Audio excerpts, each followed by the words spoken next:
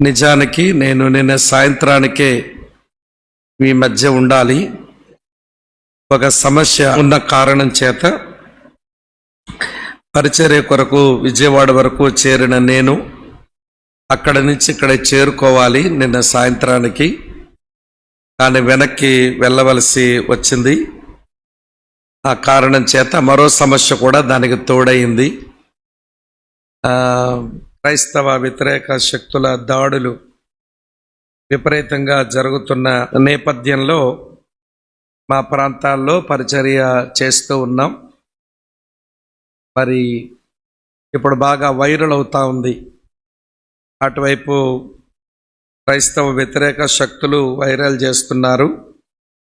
మన వాళ్ళు కూడా ఈ మతోన్మాదులు ఎలా దాడి చేశారో అనేది కూడా మన వాళ్ళు కూడా వైరల్ చేస్తూ ఉన్నారు. మొత్తానికి యూట్యూబ్ అంతా, న్యూస్ పేపర్లంతా మా వైపు చాలా హల్చల్ చేస్తూ ఉన్నాయి. కొంత మానసికమైన ఒత్తిడి ఉంటుంది కదా, శరీరం మీద దాడి చేయడానికి వచ్చారు. ప్రభు తన విశేష కనికరం చేత కాపాడి ఏదో కొన్ని తోపులాటలతో మరి నన్ను నేను ప్రభు చేత కాపాడబడి బయటపడ్డాను. మరి కొంతమంది మీదకు కొన్ని దాడులు జరిగినాయి. అయినా ప్రభు తన మహాదయను బట్టి కాపాడుతూ నడిపిస్తూ వస్తున్నాడు.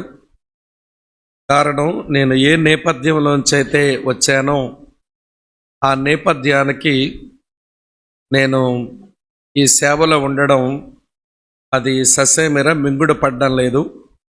అది సహజమే కదా అని నేను భావించి ప్రయాణం చేస్తూ ఉన్నాను. ప్రభు ఈ దినాల్లో కొంత ప్రతికూలతల మధ్య ఫలభరితమైన పని జరిగిస్తూ వస్తున్నాడు. ప్రభు పనికి ఎప్పుడు ప్రతికూలతలు ఉంటాయి అని మనం ఎరుగుదాం. ఇదేమేం పెద్ద వింత కాదు, పెద్ద ఆశ్చర్యపడే విషయాలు అసలే కాదు. ఇలాంటి పరిస్థితుల్లో మనం ఎప్పుడైతే దైవజనులు ప్రార్థించినట్లుగా చాలా పటిష్టంగా దేవుని కొరకు బ్రతకాల్సిన రోజుల్లోకి మనం వచ్చాం.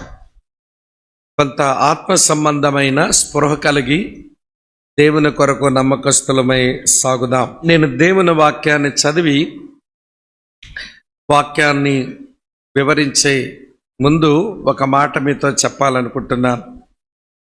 దేవుని పిల్లలమైన మనం ఎప్పుడు వాక్యం చదువుకున్నా లేక ఎప్పుడు ఒక సందేశం వినవలసి వచ్చినా మనం చదువుకున్న వినే సందేశం మీద ఒక 5 ప్రశ్నలు సంధించుకుంటూ మనం దేవుని వాక్యం వినటం లేదా చదవటం అది మనకు ఆశీర్వాదకరంగా మారుతుంది. ఈ 5 ప్రశ్నలు చెబుతాను. జ్ఞాపకం ఉంచుకోగలిగిన సామర్థ్యం ఉంటే జ్ఞాపకం ఉంచుకొని వాక్య సందేశం వింటున్నప్పుడు, బైబిల్ చదువుతున్నప్పుడు ఆ ప్రశ్నలు తప్పక సంధించండి. లేదా రాసుకునే వెసులుబాటు ఉంటే మీరు రాసుకుని కూడా ఈ ప్రశ్నలతో విన్న సందేశం మీద కొంత పరిశోధన చేసుకోవడం మనకెంతైనా ఆశీర్వాదకరం. ఈనాడు ప్రసంగాలకు మనమేమీ తక్కువ కాదు. దైవదాసులు, పెద్దలు, పరిచారకులు ఆయా సమయాల్లో మనకు తగినంత సందేశాలు మనకు వినిపిస్తూనే ఉన్నారు. కానీ వాక్య ప్రయోజనం సంఘం ఎందుకు పొందలేకపోతుంది అంటే, సందేశాలు విని ఎందుకు విడిచిపెట్టే వారం అయిపోతున్నామంటే ఇలాంటి ప్రశ్నలు సంధించుకొని వాక్యం వినకపోవటమేనేమో అని అనిపిస్తుంది. మొదటగా ప్రశ్నలు చెబుతాను, తర్వాత ఈ పూట ధ్యానం కొరకు వాక్యం చదివి చిన్న ప్రార్థనతో నా ధ్యానాన్ని ఆరంభిస్తాను. మనం వాక్యం విన్నా చదువుకున్నా, చదివిన దాని మీద విన్న దాని మీద మనం సంధించవలసిన 5 ప్రశ్నల్లో మొదటి ప్రశ్న, నేను విడిచిపెట్టవలసిన పాపం ఏదైనా ఉందా? నేను విన్న సందేశంలో, నేను చదివిన వాక్య భాగంలో నేను విడిచిపెట్టవలసిన పాపం ఏదైనా ఉందా? Any sin that I must avoid. నేను విడిచిపెట్టవలసిన ఏదైనా పాపం ఉందా అని ప్రశ్నించుకోవాలి. దేవుడు మాట్లాడతాడప్పుడు. రెండవ ప్రశ్న, నేను చేపట్టవలసిన వాగ్దానం ఏమైనా ఉందా?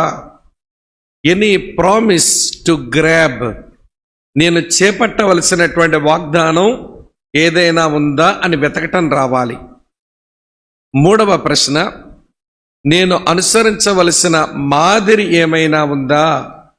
Any example to follow. ఈ ప్రశ్న కూడా మనం వేసుకోవడం అది ఆరోగ్యకరమే. నాలుగవ ప్రశ్న, ఎనీ కమాండ్ టు ఒబే.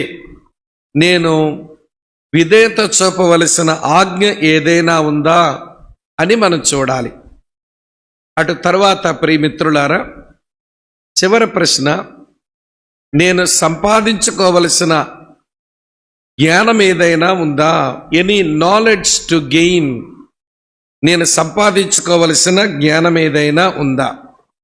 మళ్ళీ వరుసగా చెప్తాను, ప్రియులారా మనస్కరించండి.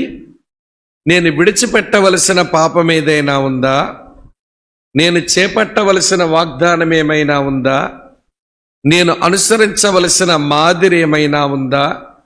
నేను విధేయత చూపవలసిన ఆజ్ఞ ఏదైనా ఉందా? నేను సంపాదించుకోవలసిన జ్ఞానం ఏదైనా ఉందా? ఈ 5 ప్రశ్నలతో దేవుని వాక్య వర్తమానాలు వినేవాళ్ళు, దేవుని వాక్యం చదువుతూ ధ్యానం చేసేవారు తప్పక వాక్య ప్రయోజనం పొందుతారు. ఈనాడు క్రైస్తవ సమాజం ఈ దిశగా వాక్యాలు వినకపోవటం చేత, ఈ దిశగా వాక్యాలు చదవకపోవటం చేత వింటున్నామో చదువుతున్నామే కానీ వాక్య ప్రయోజనం పొందని వారుగానే మిగిలిపోతున్నామా అని అనిపిస్తుంది. కనుక బేతనీ చాపల్లో కూర్చున్న మీరు తప్పక ఈ వాక్య ప్రయోజనం పొందు నిమిత్తం ఈ 5 ప్రశ్నలు ఇప్పుడే కాదు ఎప్పుడైనా, ఎక్కడే కాదు ఎక్కడైనా, ఈ ప్రశ్నలతో వాక్యాలు వినే మంచి అలవాటు అలవర్చుకోవటం మనకెంతైనా ఆశీర్వాదకరం. రండి, ఈ పూట నేను చెప్పబోయే నా సందేశం కొరకు బైబిల్లోంచి 2 వచనాలు చదివి వినిపించాలని కోరుతా ఉన్నాను. అపోస్తలుడైన పౌలు కొరింథీ సంఘానికి వ్రాసిన 2వ పత్రిక. అపోస్తలుడైన పౌలు కొరింథీ సంఘానికి వ్రాసిన 2వ పత్రిక 13వ అధ్యాయం 5-6 వచనాలు ఇలా ఉన్నాయి. నూతన నిబంధనలో సాధారణ ముద్రణలో 167వ పేజీ. కొరింథీయులకు రాసిన 2వ పత్రిక 13వ అధ్యాయం 5-6 వచనాలు ఇలా ఉన్నాయి. మీరు విశ్వాసము గలవారై ఉన్నారో లేదో మిమ్మును మీరే శోధించుకొని చూచుకొనుడి, మిమ్మును మీరే పరీక్షించుకొనుడి. మీరు భ్రష్టులు కాని ఎడల యేసుక్రీస్తు మీలో ఉన్నాడని మిమ్మును గూర్చి మీరే ఎరుగరా? మేము భ్రష్టులము కామని మీరు తెలుసుకుందురని నిరీక్షించుచున్నాను. ప్రభు ఈ వచనాలు మన ధ్యానం కొరకు ఆశీర్వదించాలని ఆశిద్దాం. ప్రార్థన. పరమ తండ్రి, మేమంతా నీ పిల్లలం, నీ మందిరములోనికి చేరి వచ్చాం. ఈ స్థలములో నీ ఆత్మ సంచారముందని నమ్ముతున్నాం. చక్కని ప్రార్థనలు, చక్కని గాన పరిచర్య, చక్కని సంగీత పరిచర్య ఈ స్థలములో జరిగింది. మీకు కృతజ్ఞతలు ప్రభువా. ఈ పూట మీ సన్నిధిలో కూర్చొని నీ మాటలు వినడానికి మేమంతా చేరిరాగా మా అక్కర కొలది, మా అవసరమును బట్టి మా జీవితాలను మెరుగుపరచు నిమిత్తమై మీరు మాతో మాట్లాడమని, చేరి వచ్చిన మా ప్రియులందరినీ పేరు పేరున ఆశీర్వదించి దర్శించమని క్రీస్తు యేసు నామంలోనే స్తోత్రాలు చెల్లించి అడిగి వేడుకుని ప్రార్థిస్తున్నాము తండ్రి. Amen, amen. 2024 సంవత్సరానికి తెరదింపబడుతున్న దినాలలో బ్రతుకుతున్నాం. కొద్ది దినాలు గడిచిన తర్వాత 2024 సంవత్సరానికి మనం తెరదించేస్తాం. మన సంవత్సరంలోనికి మనం ప్రయాణం చేయబోతా ఉన్నాం. ఇలాంటి మంచి తరుణంలో దేవుడు బేతనీ చాపలకు అనుగ్రహించిన ఈ ప్రత్యేకమైన సువార్త కూడికలను బట్టి నేను ప్రభుని స్తుతిస్తూ, ఎప్పుడైనా ఏ సంస్థ అయినా, ఏ వ్యవస్థ అయినా, ఏ సంఘమైనా సంవత్సరాంతమునకు వచ్చినప్పుడు మన జీవితాలు ఎలా సాగుతున్నాయి, మన సంస్థలు, వ్యవస్థలు, సంఘాలు అవి ఎలా వెళ్ళిపోతున్నాయి అని చెప్పి పరీక్షించుకోవటం అనేది ఎంతైనా ప్రయోజనకరమైన పని. అపోస్తలుడైన పౌలు కొరింథీ సంఘంతో మాట్లాడుతూ, ఇది 2వ పత్రిక, దీని తర్వాత మళ్ళీ వారికి ఆయన ఇచ్చిన సందేశాలు ఏమీ లేవు. రాయవలసినవన్నీ ఎప్పటికే ఆయన రాసి ముగించి చివరకు వచ్చినప్పుడు ఇట్లంటున్నాడు, మీరు విశ్వాసము గలవారై ఉన్నారో లేదో మిమ్మల్ని గూర్చి మీరే పరీక్షించుకోండి. వింటున్నారా ఈ మాట? మీరు విశ్వాసము గలవారై ఉన్నారో లేదో మిమ్మల్ని గూర్చి మీరే పరీక్షించుకోండి. నీ విశ్వాసం పరీక్షించే పని నీ పక్కవారిది కాదు. నా విశ్వాసం పరీక్షించే పని మీది కూడా కాదు. మీ విశ్వాసం పరీక్షించే పని నాది కూడా కానే కాదు. ఎవరి విశ్వాసం గురించి వారే పరీక్షించుకోవాలట. ఒకవేళ విశ్వాసం ఉంది అని అనిపిస్తే లోపల యేసుక్రీస్తు ఉన్నట్టే. లోపల యేసుక్రీస్తు ఉన్నమాట నిజమైతే మనము భ్రష్టులము కానట్టే. మన చదివిన 2 వచనాలు అదే ఉంది. మీరు విశ్వాసము గలవారై ఉన్నారో లేదో మిమ్మల్ని గూర్చి మీరే పరీక్షించుకోండి. మీ లోపల విశ్వాసం అన్నమాట నిజమైతే యేసు మీ లోపల ఉన్నట్టే. యేసు ప్రభు మీ లోపల ఉన్నట్లయితే మీరు భ్రష్టులు కానట్టే. ఒకవేళ లోపల విశ్వాసం కనబడలేదనుకోండి, యేసు ఉన్నట్టే అని అనుకోవడానికి కుదరదు. యేసు మన లోపల లేనట్లయితే మనము భాగ్యవంతులం అనుకుంటే కుదరదు. కనుక ఈ 3 విషయాలు మీ మనసులో పెట్టుకోండి. మన విశ్వాసాన్ని గురించి మనం పరీక్షించుకుందాం. లోపల విశ్వాసం ఉన్నట్లు అయితే యేసు ఉన్నట్టు లెక్క. యేసు లోపల ఉన్నట్లయితే మనం భ్రష్టులము కామని లెక్క. కనుక ఈ సత్యాన్ని మీ మనసులో ఉంచుకొని ఈ రోజున మన విశ్వాసమును గురించి కొంత పరీక్ష చేసుకుంటూ, పరిశోధన చేసుకుంటూ ఈ ప్రసంగాన్ని విందాం. క్రైస్తవ జీవితంలో విశ్వాసమునకు చాలా పెద్ద పీట ఉంది, చాలా ప్రాముఖ్యత ఉంది. నేను కొన్ని విషయాలు చెప్తే మీకు అర్థమవుతుంది. ఎఫెసీ పత్రిక 2వ అధ్యాయం 8వ వచనం ప్రకారం విశ్వాసం ద్వారా ఏమి లభ్యమవుతుంది అంటే రక్షణ లభ్యమవుతుంది.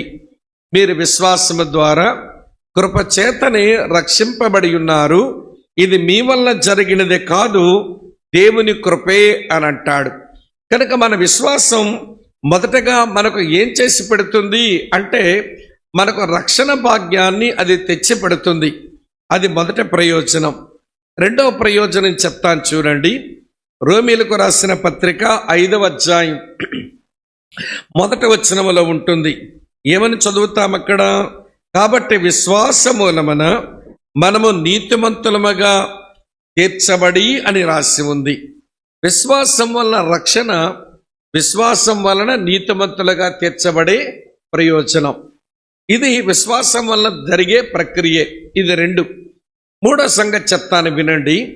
ఇదే అపోస్తలుడైన పౌలు కొరింథీయులకు తాను రాసినటువంటి 2వ పత్రికలోని 5వ అధ్యాయం 6వ వచనంలో అన్నాడు, వెలుచూపు వలన కాక విశ్వాసం వలననే నడుచుకొనుచున్నాము. మీకు రక్షణ విశ్వాసం వలన వచ్చింది. మీరు నీతిమంతుల విశ్వాసం వలనే అయినారు.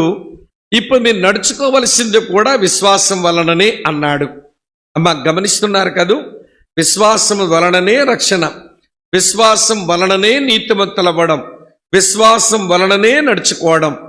అంతెందుకండి, దేవుడు మనకి భూమి మీద ఈ ఆత్మ సంబంధమైన పోరాటం చేస్తున్నప్పుడు ఆయన సర్వాంగ కవచం ఇచ్చాడు.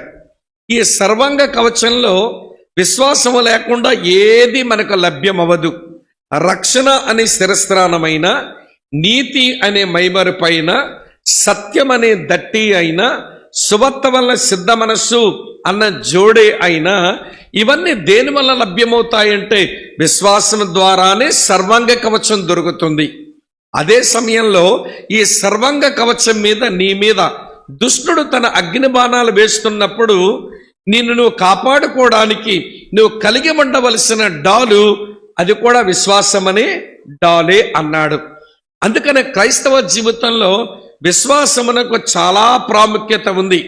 ఈ రోజున చాలా మంది దేవుని పిల్లలు అనారోగ్యం వస్తే పట్టించుకుంటారండి, ఆర్థిక ఇబ్బందులు వస్తే పట్టించుకుంటారండి, వారి పిల్లలకు పెళ్లి కాకపోతే పట్టించుకుంటారండి, వారి పిల్లలకు ఉద్యోగాలు లేకపోతే ఉపవాసం ఉండి మరి ప్రార్థన చేస్తారండి. ఇవన్నీ నేను తప్పని చెప్పడం లేదు, కానీ వీటన్నిటికంటే నీ జీవితంలో అతి ప్రాముఖ్యమైనది విశ్వాసం కదా. నీ విశ్వాసం బాగులేకపోతే ఎప్పుడైనా ఉపవాసం ఉండి ప్రార్థించావా? నీ విశ్వాసం బలహీనమైనట్టు అనిపిస్తే దాన్ని బలపరుచుకోవడానికి ఏదైనా ప్రయత్నం చేశామా? ఈ రోజున అన్నిటికంటే ప్రాముఖ్యమైన ఈ విశ్వాసమును గూర్చిన లక్ష్యం, శ్రద్ధ ఈనాటి దేవుని పిల్లలకు లేకుండా పోయే రోజులకు మనం వచ్చాం. కానీ అన్నిటికీ ప్రాముఖ్యమైనది విశ్వాసమే. అమ్మా వింటున్నారా?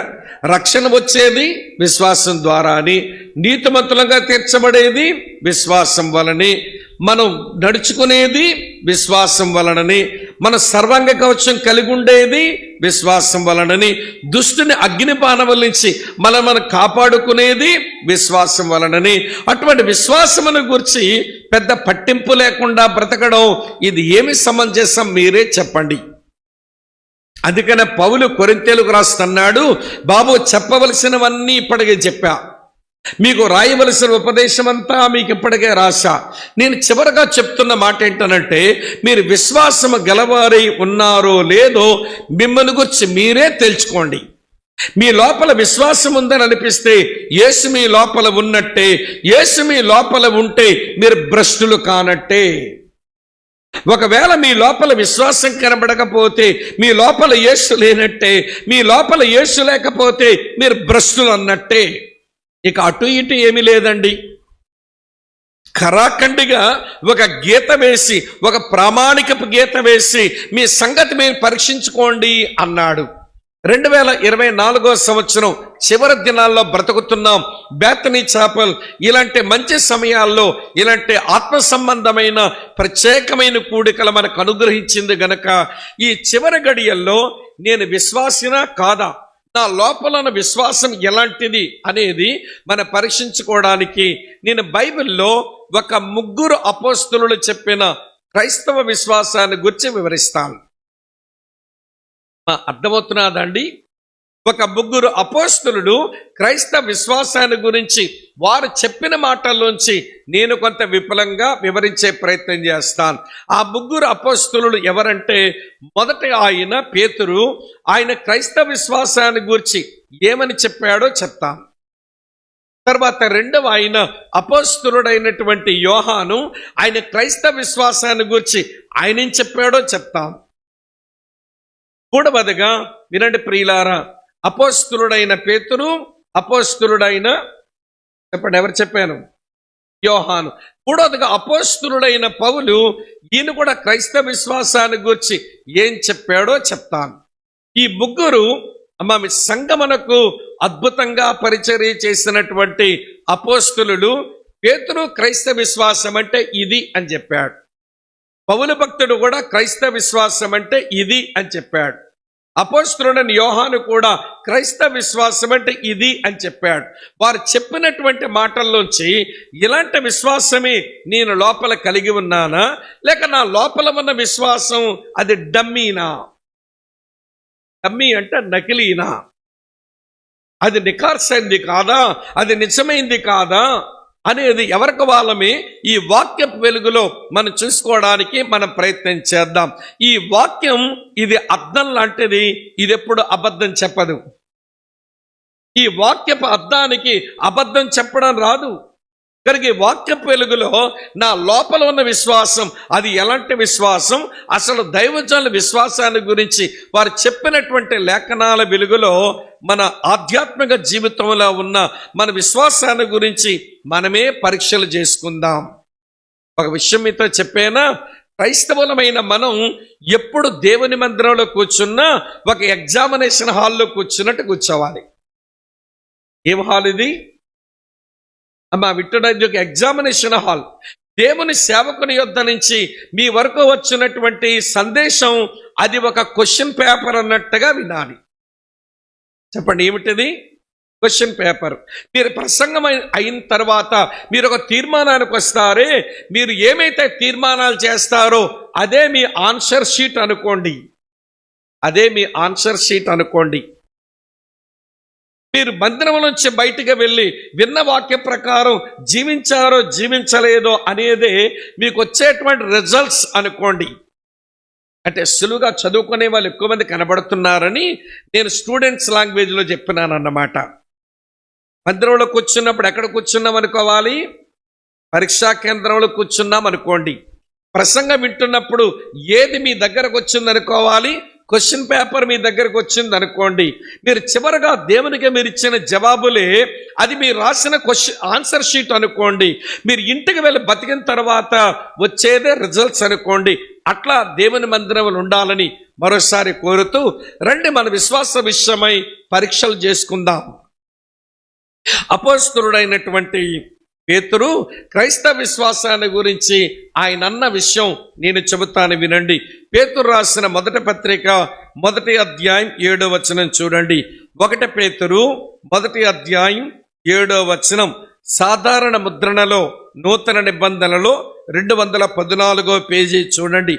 ఇలా రాసి ఉంది, నశించిపోవు సువర్ణం అగ్ని పరీక్ష వలన శుద్ధపరచబడుచున్నది కదా, దానికంటే అమూల్యమైన మీ విశ్వాసం. ఈ మాట అండర్లైన్ చేయండి. క్రైస్తవ విశ్వాసమునకు పేతురు భక్తులు పెట్టిన పేరేంటనంటే అమూల్యమైన విశ్వాసం, ప్రెషియస్ ఫెయిత్ అన్నాడు. క్రైస్తవులారా, మీ లోపల ఉన్న విశ్వాసం ఇది అమూల్యమైన విశ్వాసం అంటూ అంటాడు. చూడండి, ఈ శోధనల చేత పరీక్షకు నిలిచినదై యేసుక్రీస్తు ప్రత్యక్షమైనప్పుడు మీకు మెప్పును మహిమయు ఘనతయు కలుగుటకు కారణమగును అన్నాడు. కనుక దేవుని పిల్లలమైన మన అందరి జీవితంలో మనం కలిగి ఉండే ఈ విశ్వాసం పేరు అమూల్యమైన విశ్వాసం అంట. వింటున్నారండి? ఇది అమూల్యమైన విశ్వాసం. ఇక్కడ ఒక విషయం మీతో చెప్తాను, వినండి. మన లోపల మన ప్రభు అయిన యేసుక్రీస్తునందు, అలాగని ఆయన మాట్లాడిన మాటలను బట్టి ఆయన పంపిన తండ్రి యందు మన కలిగిన విశ్వాసం, దానికి ఆయన పెట్టిన పేరు అమూల్యమైన విశ్వాసం. నశించిపోయే సువర్ణం అది నశించిపోతుంది కానీ మీ విశ్వాసం నశించిపోదు. ఇక్కడ పేతురు కంపారిజన్ మీరు గమనించారా? మన లోపల ఉన్న విశ్వాసాన్ని బంగారంతో పోలుస్తున్నాడు ఆయన. నరసాపురం పట్టణంలో ఉన్న బంగారం అంతా ఒక మైదానములోకి తెచ్చి, బాబు దీని విలువ కట్టండి అని కంసాలి వారిని పిలిచి దాన్ని పోగుపెట్టి తూనికలు వారికి ఇస్తే వారు తూనిక వేసేసి ఈ బంగారం యొక్క విలువిదండి అని చెప్పగలుగుతారు. కానీ నీ లోపల ఉన్న విశ్వాసానికి, అమ్మ వింటున్నారా, నీ లోపల ఉన్న విశ్వాసానికి దాని విలువ చెప్పండి అని అంటే ఈ విశ్వాసానికి విలువ కట్టలేమండి అని చెప్పాల్సిందేనట. నశించిపోయే సువర్ణానికి విలువ కట్టొచ్చు, కానీ నీ లోపల ఉన్న విశ్వాసానికి ఎవడు విలువ కట్టలేడు గనక అమూల్యమైన విశ్వాసము అన్నాడు. కొంచెం లోపలికి వెళ్తాను. మన విశ్వాసానికి అమూల్యమైన విశ్వాసం అని ఎందుకు అనవలసి వచ్చింది? పేతురు భాషలోనే చూపిస్తాను రండి. పేతురు రాసిన 2వ పత్రిక 1వ అధ్యాయం 4వ వచనం చూడండి. పేతురు రాసిన 2వ పత్రిక 1వ అధ్యాయం 4వ వచనం చూడండి. ఆ మహిమ గుణాతిశయములను బట్టి ఆయన మనకు అమూల్యములను అత్యధికములైన వాగ్దానములను అనుగ్రహించినాడు. ఏమి విని మనం విశ్వాసములోకి వచ్చినాము అనంటే అమూల్యమైన వాక్యాలు విని వచ్చాం. అనగనగా చెప్పే కథలు విని రాలేదు విశ్వాసములోనికి. ఒక పుక్కిట పురాణం విని రాలేదు విశ్వాసములోనికి. ఒక ఇతిహాసాన్ని విని ఈ విశ్వాసములోనికి మనం రాలేదు. దేవుడు మనుషులకు అనుగ్రహించిన అమూల్యమైన అత్యధికములైన వాక్య వాగ్దానాలు విని ఈ విశ్వాసములోనికి వచ్చాం. మన విశ్వాసం ఎందుకు అమూల్యమైనదంటే ఇది అమూల్యమైన వాక్యముని బట్టి వచ్చింది. అమ్మా వింటున్నారు కదూ? మన విశ్వాసం ఎందుకు అమూల్యమైనదో, పేతురు ఎందుకు ఈ మాట చెప్పాల్సి వచ్చిందో చెబుతున్నాను. రెండో సంగతి చూడండి. పేతురు రాసిన 1వ పత్రిక నేను చదువుతున్నాను, 2వ అధ్యాయం 4వ వచనం చూడండి. మనుషుల చేత విసర్జించబడినను దేవుని దృష్టికి ఏర్పరచబడినదియు అమూల్యమును సజీవమగు రాయ్యగు ప్రభువునొద్దకు వచ్చిన వారై. ఎక్కడికి వచ్చిన వాళ్ళం మనం? అమూల్యమైన వ్యక్తి దగ్గరకు వచ్చాం. అమూల్యమైన వాక్యం విన్నాం, అమూల్యమైన వ్యక్తి దగ్గరకు వచ్చాం. ఎవరండి అమూల్యమైన వ్యక్తి అంటే? మనుషుల చేత విసర్జించబడిన వాడైనా, దేవుని దృష్టిగా ఏర్పరచబడిన వాడైనా, తన కుమారుడైన యేసుక్రీస్తే ఆ అమూల్యమైన వ్యక్తి. నా విశ్వాసం ఎందుకు అమూల్యమైనదంటే అమూల్యమైన వాక్యం ఇంతే వచ్చిందండి. నా విశ్వాసం ఎందుకు అమూల్యమైనదంటే అమూల్యమైన వ్యక్తి దగ్గరకు నన్ను తెచ్చిందండి. అర్థమవుతుంది అనుకుంటున్నాను. కూడా సంగతి చెప్తాను వినండి. మన విశ్వాసం ఎందుకంత అమూల్యమైనది అంటే మళ్ళీ 1 పేతురు 1వ అధ్యాయం చదువుతున్నాను చూడండి ప్రియుల, 18-19 వచనాలు. 1 పేతురు 1వ అధ్యాయం 18-19 వచనాలు. పితృపారంపర్యమైన మీ వ్యర్థ ప్రవర్తన విడిచిపెట్టినట్లుగా వెండి బంగారముల వంటి క్షయ వస్తువుల చేత మీరు విమోచింపబడలేదు గాని అమూల్యమైన రక్తము చేత, అనగా నిర్దోషమును నిష్కలంకమును గొర్రెపిల్ల వంటి క్రీస్తు రక్తము చేత మీరు విమోచించబడతారని మీరు ఎరుగుదురు. మీ విశ్వాసం ఎందుకు అమూల్యమైనదంటే అది అమూల్యమైన రక్తము చేత మీరు విమోచింపబడినట్లుగా చేసింది. విచారకరమైన విషయం ఏంటనంటే మన లోపల ఉన్న విశ్వాసం దాని అమూల్యత మనం ఎరగక, బంగారము కంటే విలువైనటువంటి మన విశ్వాసం యొక్క విలువని ఎరగక మన విశ్వాస విషయమై పట్టింపు లేకుండా మనం బ్రతుకుతున్నాం. ఇది మనకు తగదు. శ్రమల గుండా ప్రయాణం చేస్తున్న క్రైస్తవులారా, మీ లోపల విశ్వాసం అది ఏమి విశ్వాసమో తెలుసా? అది అమూల్యమైన విశ్వాసం. అది ఎరగక మీరు బతుకుతున్నారేంటి అని రాశాడు పేతురు. అందుకు రాశాడు, మీ విశ్వాసం అమూల్యమైనది కారణం అమూల్యమైన వాక్యం ఇంటే తెచ్చుకున్నారు. మీ విశ్వాసం అమూల్యమైనది కారణం అది అమూల్యమైన వ్యక్తి దగ్గరకు నడిపించింది. మీ విశ్వాసం చాలా అమూల్యమైనది కారణం అమూల్యమైన రక్తముతో మిమ్మల్ని కడుక్కునేలా చేసింది. మెట్టుగా మన లోపల ఉన్న విశ్వాసం అది చాలా అమూల్యమైనది. ఇప్పుడు నా ప్రశ్న, ఈ అమూల్యమైన విశ్వాసం అమూల్యమైనట్టుగానే ఉంచుకున్నామంటారా? ఈ అమూల్యమైన విశ్వాసం ఇది అమూల్యమైనదిగానే ఉంచుకున్నామని అంటారా? రండి, యేసు ప్రభు ఉన్న దినాలలో తన శిష్యులతో ఆయన చేసిన సంభాషణల్లోంచే మనం గమనిస్తే అమూల్యమైన విశ్వాసం ఎలా ఉంటుందో దానికి భిన్నంగా ఉన్న క్రైస్తవుల విశ్వాసాలు ఎట్లుంటాయో నేను కొంచెం ఒక పుస్తకంలోంచే చూపిస్తాను. అందరూ మత్తయి సువార్త పట్టుకోండి. అందరూ మత్తయి సువార్తను పట్టుకోండి. ఈ ఒక్క పుస్తకంలోనే విశ్వాసాల యొక్క స్థాయిలు చాలా స్పష్టంగా వ్రాయబడిన పుస్తకం అది. రండి, మత్తయి సువార్త 6వ అధ్యాయానికి వస్తే, మత్తయి సువార్త 6వ అధ్యాయం మీ కొరకే చదువుతున్నాను వినండి. మత్తయి సువార్త 6వ అధ్యాయం ఇలా వ్రాసి ఉంది ప్రియులారా, 30వ వచనం. నేడు ఉండి రేపు పొయ్యిలో వేయబడు అడవి గడ్డిని దేవుడు ఇలాగ అలంకరించిన ఎడల అల్ప విశ్వాసులారా మీకు మరి నిశ్చయముగా వస్త్రములు ధరింపు చెయ్యును కదా. ఈ వచనములో మీకు కనబడే విశ్వాసం అది అల్ప విశ్వాసం. మీ విశ్వాసం అమూల్యమైనదిగా ఉండాలి అని దేవుడు కోరుతుంటే యేసుప్రభు వెనకాలే తిరుగుతున్న ఈ శిష్యులు వారి విశ్వాసాన్ని అల్ప విశ్వాసంగా మార్చేసుకున్నారట. ఏమిటి వారి విశ్వాసం అల్ప విశ్వాసం అనడానికి గల కారణం అంటే వాళ్ళ విశ్వాసంలో చింత మిళితమైపోయింది. Their faith mixed with worries. వారి యొక్క విశ్వాసం చింతలతో మిళితమైపోయిందండి. ఏమి తింటాం, ఏమి త్రాగుతాం, ఏమి ధరించుకుంటాం, రేపేమి సంభవిస్తుంది అన్న చింత వీళ్ళ దగ్గర ఉంది. యేసయ్య అన్నాడు, ఆకాశ పక్షులు చూడండి అయ్యా, ఏం తింటామని అవేమి చింతిస్తున్నాయా? అవేమైనా దుక్కి దున్నుతున్నాయా? అవేమైనా నాట్లు పెడుతున్నాయా? అవేమైనా నీరు పోస్తున్నాయా? అవేమైనా కలుపు తీస్తున్నాయా? అవేమైనా కోత కోస్తున్నాయా? అవేమైనా తూర్పార పెడుతున్నాయా? అవేమైనా కొట్లలో కూర్చుకుంటున్నాయా? ఏ సమయానికి కావలసింది వాటికి ఆ పరలోక తండ్రి ఇస్తున్నప్పుడు పక్షుల కంటే మీరు శ్రేష్ఠులు కారా? మరి ఏం తింటామని ఊరిగా చింతెందుకు మీకు? పీటర్ సింగ్ అని ఒక అన్నగారు విజయవాడ ప్రసాదంపాడులో దేవుని సేవ చేసిన దైవజనుడు, ఆయన పాట రాశాడు, మన సేలని నీకెంతలో ఈ చింతలు, ఏమి తింటామని నీకెందుకే ఈ ఓ మనసా నీకే చింత, పక్షుల కంటే నువ్వు శ్రేష్ఠుడు కాదా అన్నాడు దేవుడు. అలాగనే ఏమి ధరించుకుంటాం అని చింత మీకెందుకు? అడవి పువ్వులను చూడండి, రంగురంగుల బట్టలు వేసి దేవుడు ఎంత అందంగా పులిమేశాడో వాటిని. కానీ ఈరోజు కొంతమంది అక్కలకు ఏ రంగు బట్ట కట్టుకుందామా, ఏ చీర కొనుక్కుందామని ఊరికే బట్టల మీద చింతే చింత. తీరా బట్టలో చీర కొనుక్కున్నాక ఈ మ్యాచింగ్లు గోల ఒకటి ఏడిసిందిగా. దీనికి తగ్గ మ్యాచింగ్ లేకపోతే ఎవరైనా పీకకొస్తారేమో కానీ మొత్తానికి ఏ రంగు చీరో ఆ రంగువే అన్ని మిగిలిన కావాలంట. చింత దాని వరి అయిపోతుంటుంది అక్క. వింటున్నారా? ప్రభు అంటున్నాడు, కొంచెం అడవి పువ్వులను చూడండి అర్రా, దానికి అందమైన బట్టలు ఎవడేశాడు?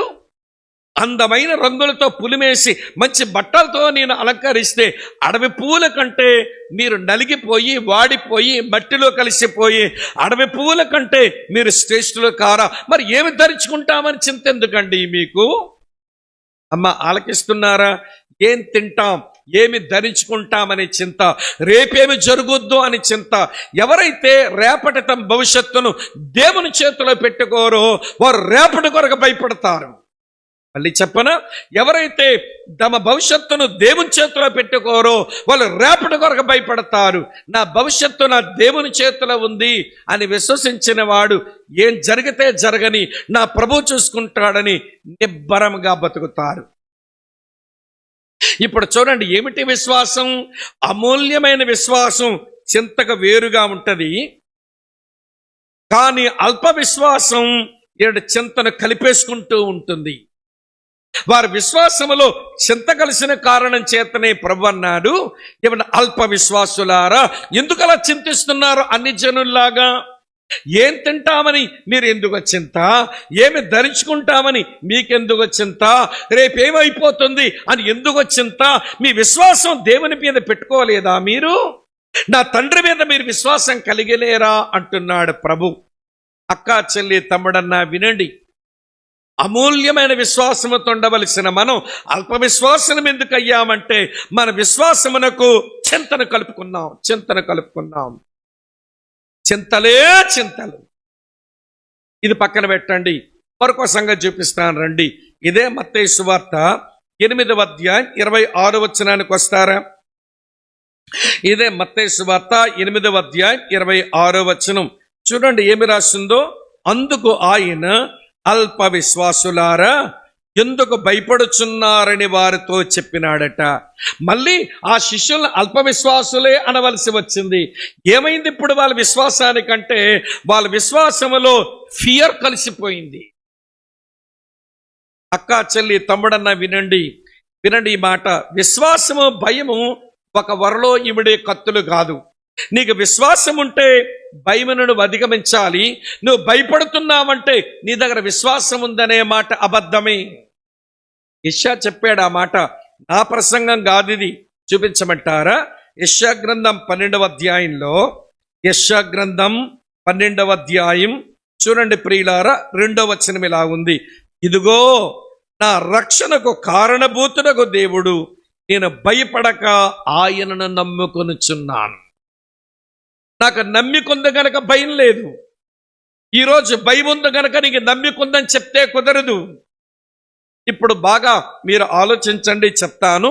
ప్రభు ఆ కొండ మీద ప్రసంగం చేసి తర్వాత పేతురత్త ఇంటికి పోయి ఆమెను స్వస్థపరిచి తర్వాత తన ముందుకు వచ్చిన మనుషులందరికీ స్వస్థతలు చేకూర్చి సేవలు చేసి బాగా అలసిపోయినాడు ఆయన. ఇప్పుడు ఆయన ఓడలో అదే ఆ ధోనిలో నిద్రపోతున్నాడు. మీరు బాగా వినండి, అడుగున నిద్రపోతున్నాడు. గాలి తుఫాను రేగింది సముద్రం మీద, అలలొచ్చి ధోనిని కొడుతున్నాయి. ఇప్పుడు నాకు చెప్పండి, ఒక విషయం అడుగుతాను. ఇప్పుడు ధోని మీద అల్లొచ్చి కొడుతున్నాయి. ఒక ధోని మునిగిపోయి చచ్చిపోయింది అనుకోండి, అడుగునున్న ఆయన ముందు చచ్చిపోతాడా? పైన 12 మంది చచ్చిపోతారా? పర్లేదు చెప్పండి, ముత్యాలు రాలిపోవు నోట్లోంచి. అడుగునున్నోడే ముందు చచ్చిపోవాలి కదా. సరే వినండి, అడుగు నిద్రపోతున్నాడు ముందు చచ్చిపోతాడా? పైన మెలకుగున్నోళ్ళు ముందు చచ్చిపోతారా? అడుగునున్న ఆయనే చచ్చిపోవాలి, ఎందుకు నిద్రపోతున్నాడు కాబట్టి. చేపలు పట్టుకున్న వాళ్ళ ముందు చచ్చిపోతారా? వడ్రంగి పనోడు ముందు చచ్చిపోతాడా? సముద్రం పక్కనే పుట్టి సముద్రం మీదనే బతికిన ఈ చేపలో ఎందుకు చచ్చిపోతారండి? కొంతసేపు ఏదనన్నా ఇస్తారు. ఈ వడ్రంగోడికి ఈత కూడా రాదు. చస్తే గిస్తే ఎవరి ముందు చావాలి అంటే అడుగునున్నోడు చావాలి, నిద్రపోతున్నోడు చావాలి, వడ్రంగ వాడే ముందు చావాలి. కాయనైనా ప్రశాంతంగా పడుకున్నాడు. ఎందుకనంటే నేను ఎలా చావాలో నా తండ్రి చిత్తం నాకు అర్థమైంది. నేను చావాల్సింది సముద్రంలో మునిగి కాదు, ఆకాశానికి భూమికి మధ్యలో ఆ శిలువ మీద మనుషులందరి పాపమును నా మీద వేసుకొని నేను చావవలసి ఉంటే సముద్రంలో నేను చచ్చేవాడిని కాదని తండ్రి వాక్యాన్ని విశ్వసించిన యేసు ప్రశాంతంగా పడుకుంటున్నాడు. ఈ విశ్వాసంలో భయం కలుపుకునే వాళ్ళే ప్రభువా నశించిపోతున్నామని అరుపులరుస్తున్నారు. వినండి, ఒక విషయం చెప్తాను. ఈ రోజున క్రైస్తవుల జీవితాలు కూడా అలాగే ఉన్నాయి. విశ్వాసం ఉందంటారు, ప్రతిదానికి భయమే. విశ్వాసం ఉందంటారు, ప్రతిదానికి భయమే. అంటే మీ విశ్వాసం అమూల్యంగా ఉంచుకోలేదు, అల్ప విశ్వాసంగా మార్చేసుకున్నారు. మీరు పరీక్షించుకోండి. మీ విశ్వాసం అమూల్యమైనదా లేక మీ విశ్వాసం అల్పమైనదా? విశ్వాసం లేదు, అవిశ్వాసం అనలేకపోతున్నా. అవిశ్వాసులైతే ఇక్కడికి ఎందుకు వచ్చి కూర్చుంటారు మీరు? కనుక అవిశ్వాసులారా అనడం లేదు, బట్ అల్ప విశ్వాసులారా అనడానికి కొంచెం బరితికిస్తున్నానంతే. కాబట్టి ప్రియ మిత్రులారా వినండి, ఏది అమూల్యమైన విశ్వాసం? చింతకు వేరుగా ఉన్నది. ఏది అమూల్యమైన విశ్వాసం? భయముకు వేరుగా ఉన్నది.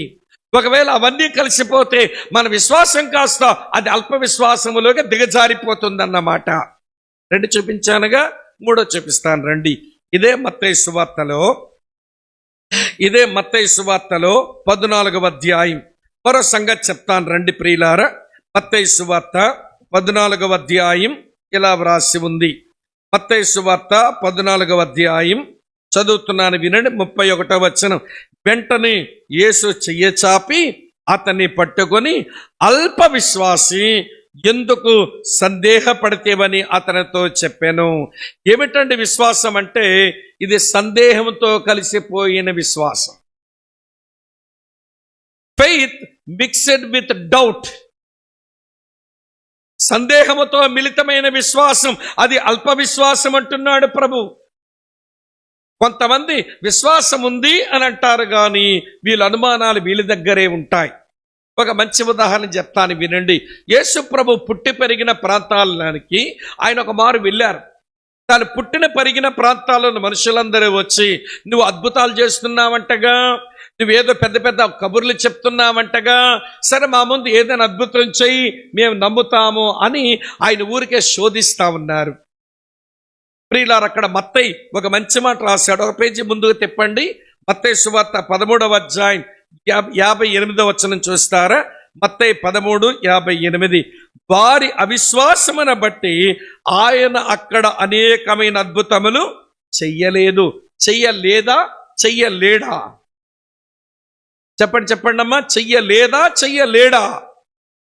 ఎన్ని అద్భుతాలైనా చేయగలడు, కానీ చేయటం లేదు ఇప్పుడు. ఎందుకనంటే వారి అవిశ్వాసమును బట్టి. సందేహము దేవుని కార్యాలకు అడ్డం. అనుమానాలు దేవుని అద్భుత కార్యాలకు అవి ఆటంకాలు.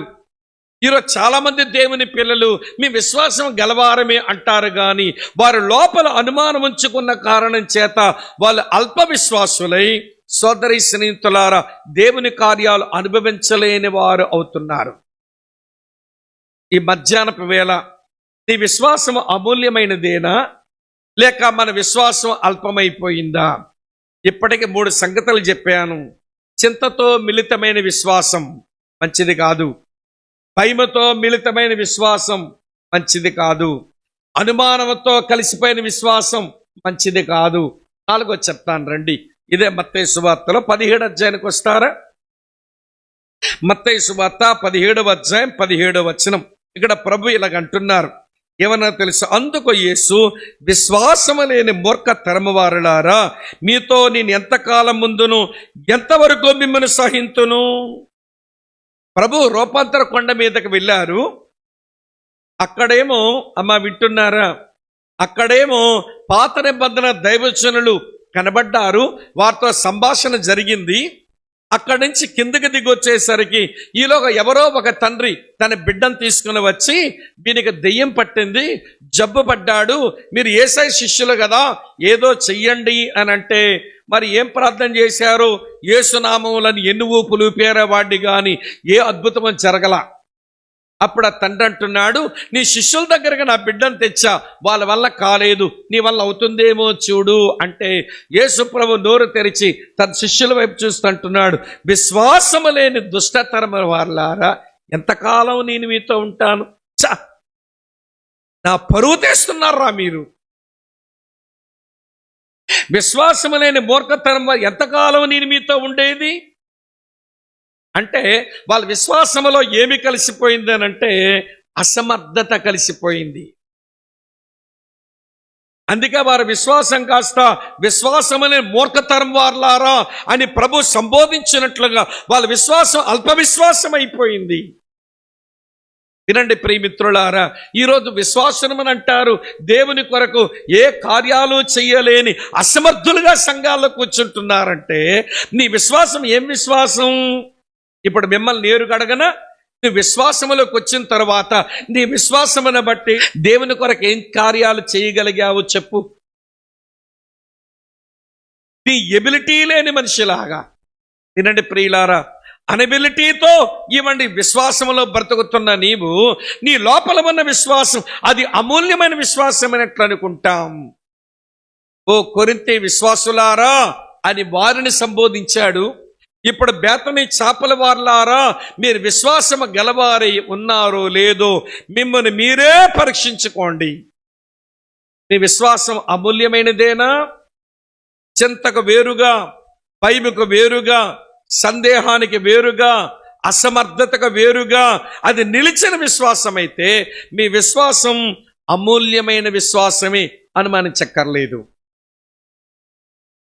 ఒకవేళ అలా విశ్వాసం బాగులేకపోతే, ప్రభా మా విశ్వాసం స్వస్థపరచవా అని అయినా ప్రార్థన చేసుకుందామండి. మధ్యాహ్నం తప్పేముంది? ప్రభా మా విశ్వాసంలో అంత హెల్త్ కనబడ్డంలా, మా విశ్వాసంలో అంత మెరుగైన స్థాయి కనబడ్డంలా, బైబిల్ దేవుడు ఎట్లాంటి వాడో చెప్పనా అండి? విశ్వాసము లేని ఏమంటే భ్రష్టులైన బిడ్డలారా రండి, మీ అవిశ్వాసాన్ని బాగు చేస్తానన్నాడు. చూపించిన మాట ఇర్మియా గ్రంథానికి రండి, 3వ అధ్యాయంలో చూడండి. ఇర్మియా గ్రంథం 3వ అధ్యాయం మీ కొరకే చదువుతున్నాను. ఈ మంచి మాట ఇలా వ్రాసి ఉంది ప్రియులారా. ఇర్మియా గ్రంథం 3వ అధ్యాయం 22వ వచనం, భ్రష్టులైన బిడ్డలారా తిరిగి రండి, మీ అవిశ్వాసమును నేను బాగు చేసేదను, నీవే మా దేవుడవైన యెహోవావు, నీ యొద్దకే మేము వచ్చుచున్నామని రండి నా దగ్గరకు. విశ్వాసము లేని భ్రష్టులైన బిడ్డలారా తిరిగి రండి. భ్రష్టులారా అన్నాడని బాధపడకండి, పక్కనే బిడ్డలారా అంటున్నాడుగా. భ్రష్టులైన బిడ్డలారా, భ్రష్టులారన్నాడని కోపం తెచ్చుకుంటాం కానీ బిడ్డలారని ప్రేమించి పిలుస్తున్నాడని కొంతమందికి అర్థం కాదు. రండి, మీ అవిశ్వాసమును నేను బాగు చేస్తాను. మీ విశ్వాసానికి హీలింగ్ అవసరం. ఒంటికి హీలింగ్ కొరకు తంటాలు పడుతున్నారండి. ఈ తంటాలు బాగా క్రైస్తవుల దగ్గర పెరిగాయి కాబట్టే ఏమంటే హీలింగ్ క్రూసేడ్లు వచ్చినాయి క్రైస్తవ్యంలోనికి. స్వస్థత కోటాలు, జరిగిందేదో ఒరిగిందేదో జగమెరిగిన అందరికీ తెలిసిన విషయమే కానీ ఈ కోటాలంటే బేతనీ చేపల వాళ్ళు ఏమండి బ్రదర్ స్వామి ప్రసంగికుడు అనే విషయం తీసేసి, ఇవి ప్రతి సువార్త కూడిన టైటిల్ తీసేసి ఏమండి సువార్త, స్వస్థత, అద్భుత మాత్కార్యాల కోటాలని పెట్టి అందులో ప్రసంగికుడు బ్రదర్ పిఏ స్వామిని రాసి కిందనేమో ఏమంటే స్వస్థత వరము కలిగి, ప్రవచన వరం కలిగి, టరడరడ వరాలు కలిగిన వాడు వస్తున్నాడని చెప్పండి. మన బేతనీ చేపలు ఏం పట్టుద్ది నరసాపురంలో? కుమ్మేస్తారు జనం ఎక్కడికి వచ్చి. ఎందుకనంటే మన వాళ్ళందరికీ ఒంటి రోగం తగ్గించుకోవడం ఇష్టం ఉంది కానీ ఈ రోగం తగ్గించుకోవడానికి తపన లేదు. ఒంటి జబ్బు తగ్గించుకుంటారట, ఆత్మగా పట్టిన జబ్బుతోనే మిగిలిపోతారట. ఏ భ్రష్టులైన బిడ్డలారా తిరిగి రండి, మీ విశ్వాసము నేను బాగు చేస్తానన్నాడు. బైబిల్ దేవుడు ప్రేమతో మనల్ని పిలుస్తున్నవాడు. ఆయన ఏమంటాడు తెలుసా? టర్న్ అంటూ మీ, ఐ విల్ టర్న్ అంటూ you, draw near to me. I will draw near to you. మీరు నా తట్టు తిరగండి, నేను మీ తట్టు తిరుగుతాను.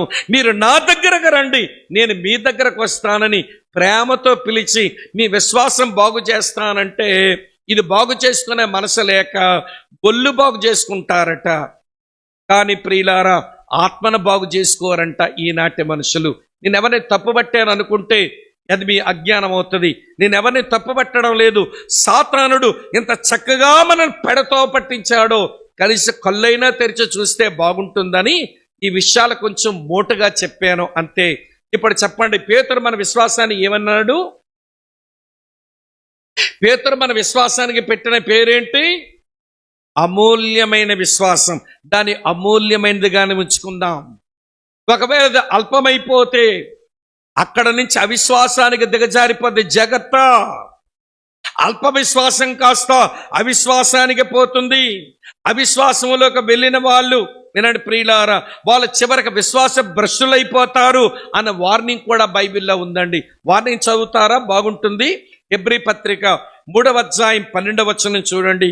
హెబ్రీలకు రాయబడిన పత్రిక 3వ అధ్యాయం 12వ వచనం ఎంత బాగుంటుందో. సహోదరులారా, జీవము గల దేవుని విడిచిపోవునట్టి విశ్వాసము లేని దుష్ట హృదయం మీలో ఎవన అందైనా ఒకవేళ ఉండునేమో అని జాగ్రత్తగా చూసుకోండి. జాగ్రత్త. సాతానికి మన విశ్వాసములో మనల్ని పాడు చేస్తే ఇక అన్ని విషయాల్లో మన పాడు చేసినట్టే వాడు. సాతానుడు మన విశ్వాస విషయంలో పడగొట్టేస్తే మనల్ని అన్ని విషయాల్లో కూడా వాడు పడగొట్టేసినట్లే. ఈ కీలకమైన ప్రధానమైన విషయం గురించి కనీసం ఈ ప్రత్యేకమైన సువార్త కూడికల్లో బేతని చాపలకు వచ్చి కూర్చున్న మనమైనా కొంచెం మనసు పెడదాం ప్రియులారా. నా విశ్వాసం అమూల్యమైనదిగానే ఉందా? లోపలికి తొంగి చూడండి, అక్కడ యేసు ఉన్నట్టే మీ విశ్వాసం అమూల్యమైందైతే, ఆ లోపల యేసు ఉన్నట్లు అని మీరు అర్థమైతే మీరు భ్రష్టులు కానట్టే అని తేల్చేసుకోండి. ఎంతకంటే ఎక్కువ వివరించలేను, సమయం ఎక్కువైంది గనక. మొదటి మాట, పేతురు మాట, అమూల్యమైనది విశ్వాసం మీది. అమూల్యమైనదిగానే ఉంచుకోండి, అల్పమైనదిగానిగా ఉంచుకోకండి. ఒక మాట అయిపోయింది. తర్వాత పౌలన్న చెప్పిన మాట చెబుతాను రండి ప్రియులారా. తెస్సలోనిక సంఘానికి వ్రాసిన అపోస్తలుడైన పౌలు తెస్సలోనికలకు వ్రాసిన 2వ పత్రిక 1వ అధ్యాయం 3వ వచనం చూడండి. ఇలా రాసి ఉంది. సహోదరులారా, మేము ఎల్లప్పుడూ మిమ్మల్ని గూర్చి దేవునికి కృతజ్ఞతాస్తుతులు చెల్లించుటకు బద్ధులమై ఉన్నాము. ఇది యుక్తమే.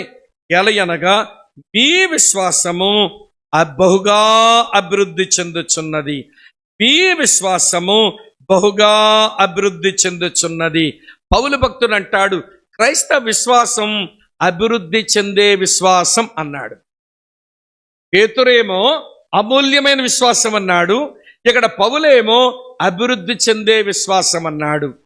క్రైస్తవ విశ్వాసం ఎప్పుడు ఒకలాగే ఉండిపోకూడదు, అది అంతకంతకు అభివృద్ధి చెందాలట. చూపిస్తాను చూడండి. రోమాపత్రిక 1వ అధ్యాయం 17వ వచనం. రోమీలకు రాసిన పత్రిక 1వ అధ్యాయం 17వ వచనం. ఎందుకనినా నీతిమంతుడు విశ్వాసమూలముగా జీవించునని వ్రాయబడిన ప్రకారం విశ్వాసమూలముగా, గమనిస్తున్నారా, అంతకంతకు విశ్వాసము కలుగునట్లు. విశ్వాసమూలముగా అంతకంతకు విశ్వాసము కలుగునట్లు అంటే అర్థమేమి? నీ విశ్వాసం అంతకంతకు అభివృద్ధి చెందుతూ ఉండాలి. నువ్వు సువార్త విన్న తొలి రోజుల్లో, నువ్వు మారు మనసు పొందిన తొలి రోజుల్లో, నువ్వు రక్షించబడిన తొలి రోజుల్లో నీ లోపల ఉన్న విశ్వాసానికి ఇప్పుడు క్రైస్తవ జీవితంలో చాలా పెరిగావుగా. మరి ఇప్పుడు నీకున్న విశ్వాసానికి ఏమైనా ఎదుగుదల ఉంది అని అనిపిస్తుందా? గుంటూరు కన్నవారి తోటలో సియోను ప్రార్థనా మందిరం అని ఏమండి ఒక అసెంబ్లీ ఉంటుంది. ఆ అసెంబ్లీలో విశ్వాసులే దాదాపు 1800 మంది ఉంటారు. చాలా పెద్ద అసెంబ్లీని. నేను అలాగనే దేవుని దాసులు అంకుల్ పిసి వర్గీస్ గారు మేమిద్దరం వాక్యం చెప్పడానికి చాలాసార్లు వాళ్ళ మధ్యకి వెళ్ళాము. సరే, ఆ విడతలో మేమిద్దరం పోయినప్పుడు మధ్యాహ్నం పూట ఏమంటే ఒక సందేశం నేను చెప్పాల్సి వచ్చింది. నేను 2 రోజులు గమనిస్తున్న ఒక ఆంటీ ఒక పిల్లాడిని మొయ్యలేక తీసుకొస్తుంది. మళ్ళీ అందరికంటే ముందొచ్చి కూర్చుంటుంది. ఆ పిల్లాడిని పక్కనే పెట్టుకుని వాక్యం విని ప్రసంగం అయ్యాక మళ్ళీ మొయ్యలేక భోజనాలు తీసుకుని వెళ్ళి భోంచేసి మళ్ళీ వాడిని మోసుకొస్తుంది. నాకు భలే బాధ అనిపించింది.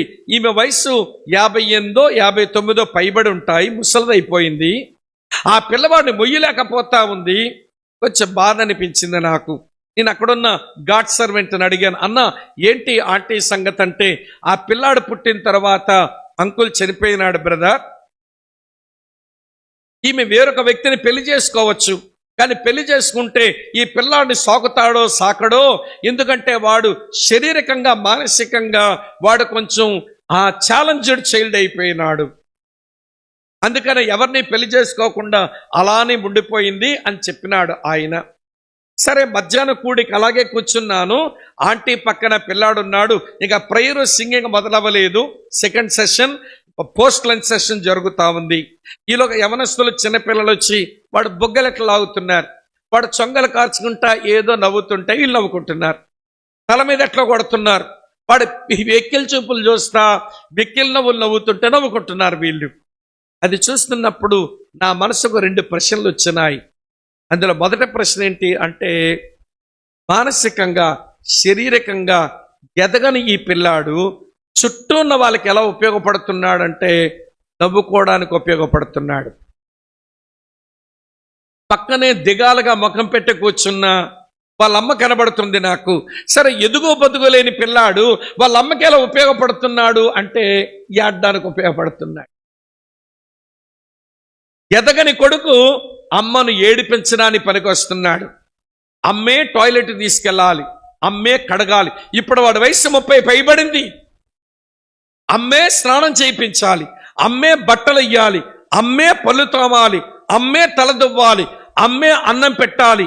ఎవడు అన్ని పనులు చేసుకుంటున్న 59 సంవత్సరాలు పైబడిన అమ్మ ఎంత వేదన పడుతుందా, ఆ ముఖంలోని ఆమె వేదన బయట కొట్టొచ్చినట్టు కనబడుతుంది. ఎదగని పిల్లాడు అమ్మని ఏడిపించడానికే పనికొస్తాడు. ఎదగని పిల్లాడు చుట్టూన్న లోకం నవ్వుకోవడానికే పనికొస్తాడు. అప్పుడు పరిశుద్ధాత్మ నాకంటున్నాడు, సంఘములో ఎదుగు బతుకు లేనోళ్ళు వీళ్ళు ఎలా ఉపయోగపడతారనుకుంటున్నావు స్వామి? సంఘములో ఎదుగు బతుకు లేని వాళ్ళు నన్ను ఏడిపించడానికే పనికొస్తారు, సంఘములో ఎదుగు బతుకు లేని వాళ్ళు లోకం నవ్వుకోవడానికే పనికొస్తారు. వీళ్ళు ఇంతకంటే ఒరిగేదేముంటుంది వీళ్ళ వల్ల? సంవత్సరాలు తరబడి క్రైస్తవులు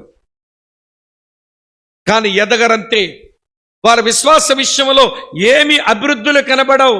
ఈ ఎదుగుదల లేని వాళ్ళు దేవుణ్ణి ఏడిపించడానికే పనికొస్తారు, ఈ ఎదుగుదల లేని వాళ్ళు లోకం నవ్వుకోవడానికే పనికొస్తారు.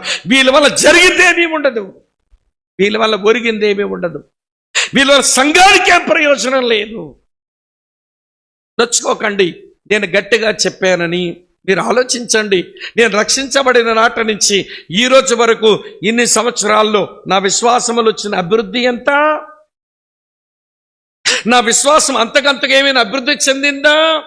అప్పుడు చిన్న కార్యాల కొరకు నా విశ్వాసం సరిపోయింది, ఇప్పుడు పెద్ద కార్యాలు తలపెట్టడానికి నా విశ్వాసం సరిపోతుంది. అప్పుడు స్వార్థంతో బతకడానికి నా విశ్వాసం పనికొచ్చింది, ఇప్పుడు మా సంఘం కొరకు బతకడానికి నా విశ్వాసం పనికొస్తా ఉంది. అట్లా విశ్వాసం ఏమైనా పెరిగిందంటారా? ఇది ఆలోచించుకుందాం. నేనేం తప్పు పట్టడం లేదు, మీ భక్తిని మీకు కించపరచడం లేదు, నేను మిమ్మల్ని అండర్ ఎస్టిమేట్ చేయటం లేదు. కానీ మన విశ్వాసం అభివృద్ధి పరచుకోవడం అయితే అది అత్యవసరమైన తేలిపోయిందిగా. కాబట్టి మన విశ్వాసం అభివృద్ధి చెందే విశ్వాసమై ఉండాలి. మన విశ్వాసాలు అభివృద్ధి చేసుకోవాలి అని అంటే చెప్తాను, వినండి ప్రియులారా. ఒక 3-4 చిట్కాలు చెప్తాను, నోట్ చేయండి, నాతో కలిసి ఆలోచించండి. నీ విశ్వాసాన్ని, మనందరి విశ్వాసాన్ని అభివృద్ధి చేసుకోవాలి అనంటే మనం ఫాలో కావలసిన ఫస్ట్ ప్రిన్సిపల్, మొదటి నియమం ఏంటనంటే ఆయన స్వరము వింటూ ఉండాలి.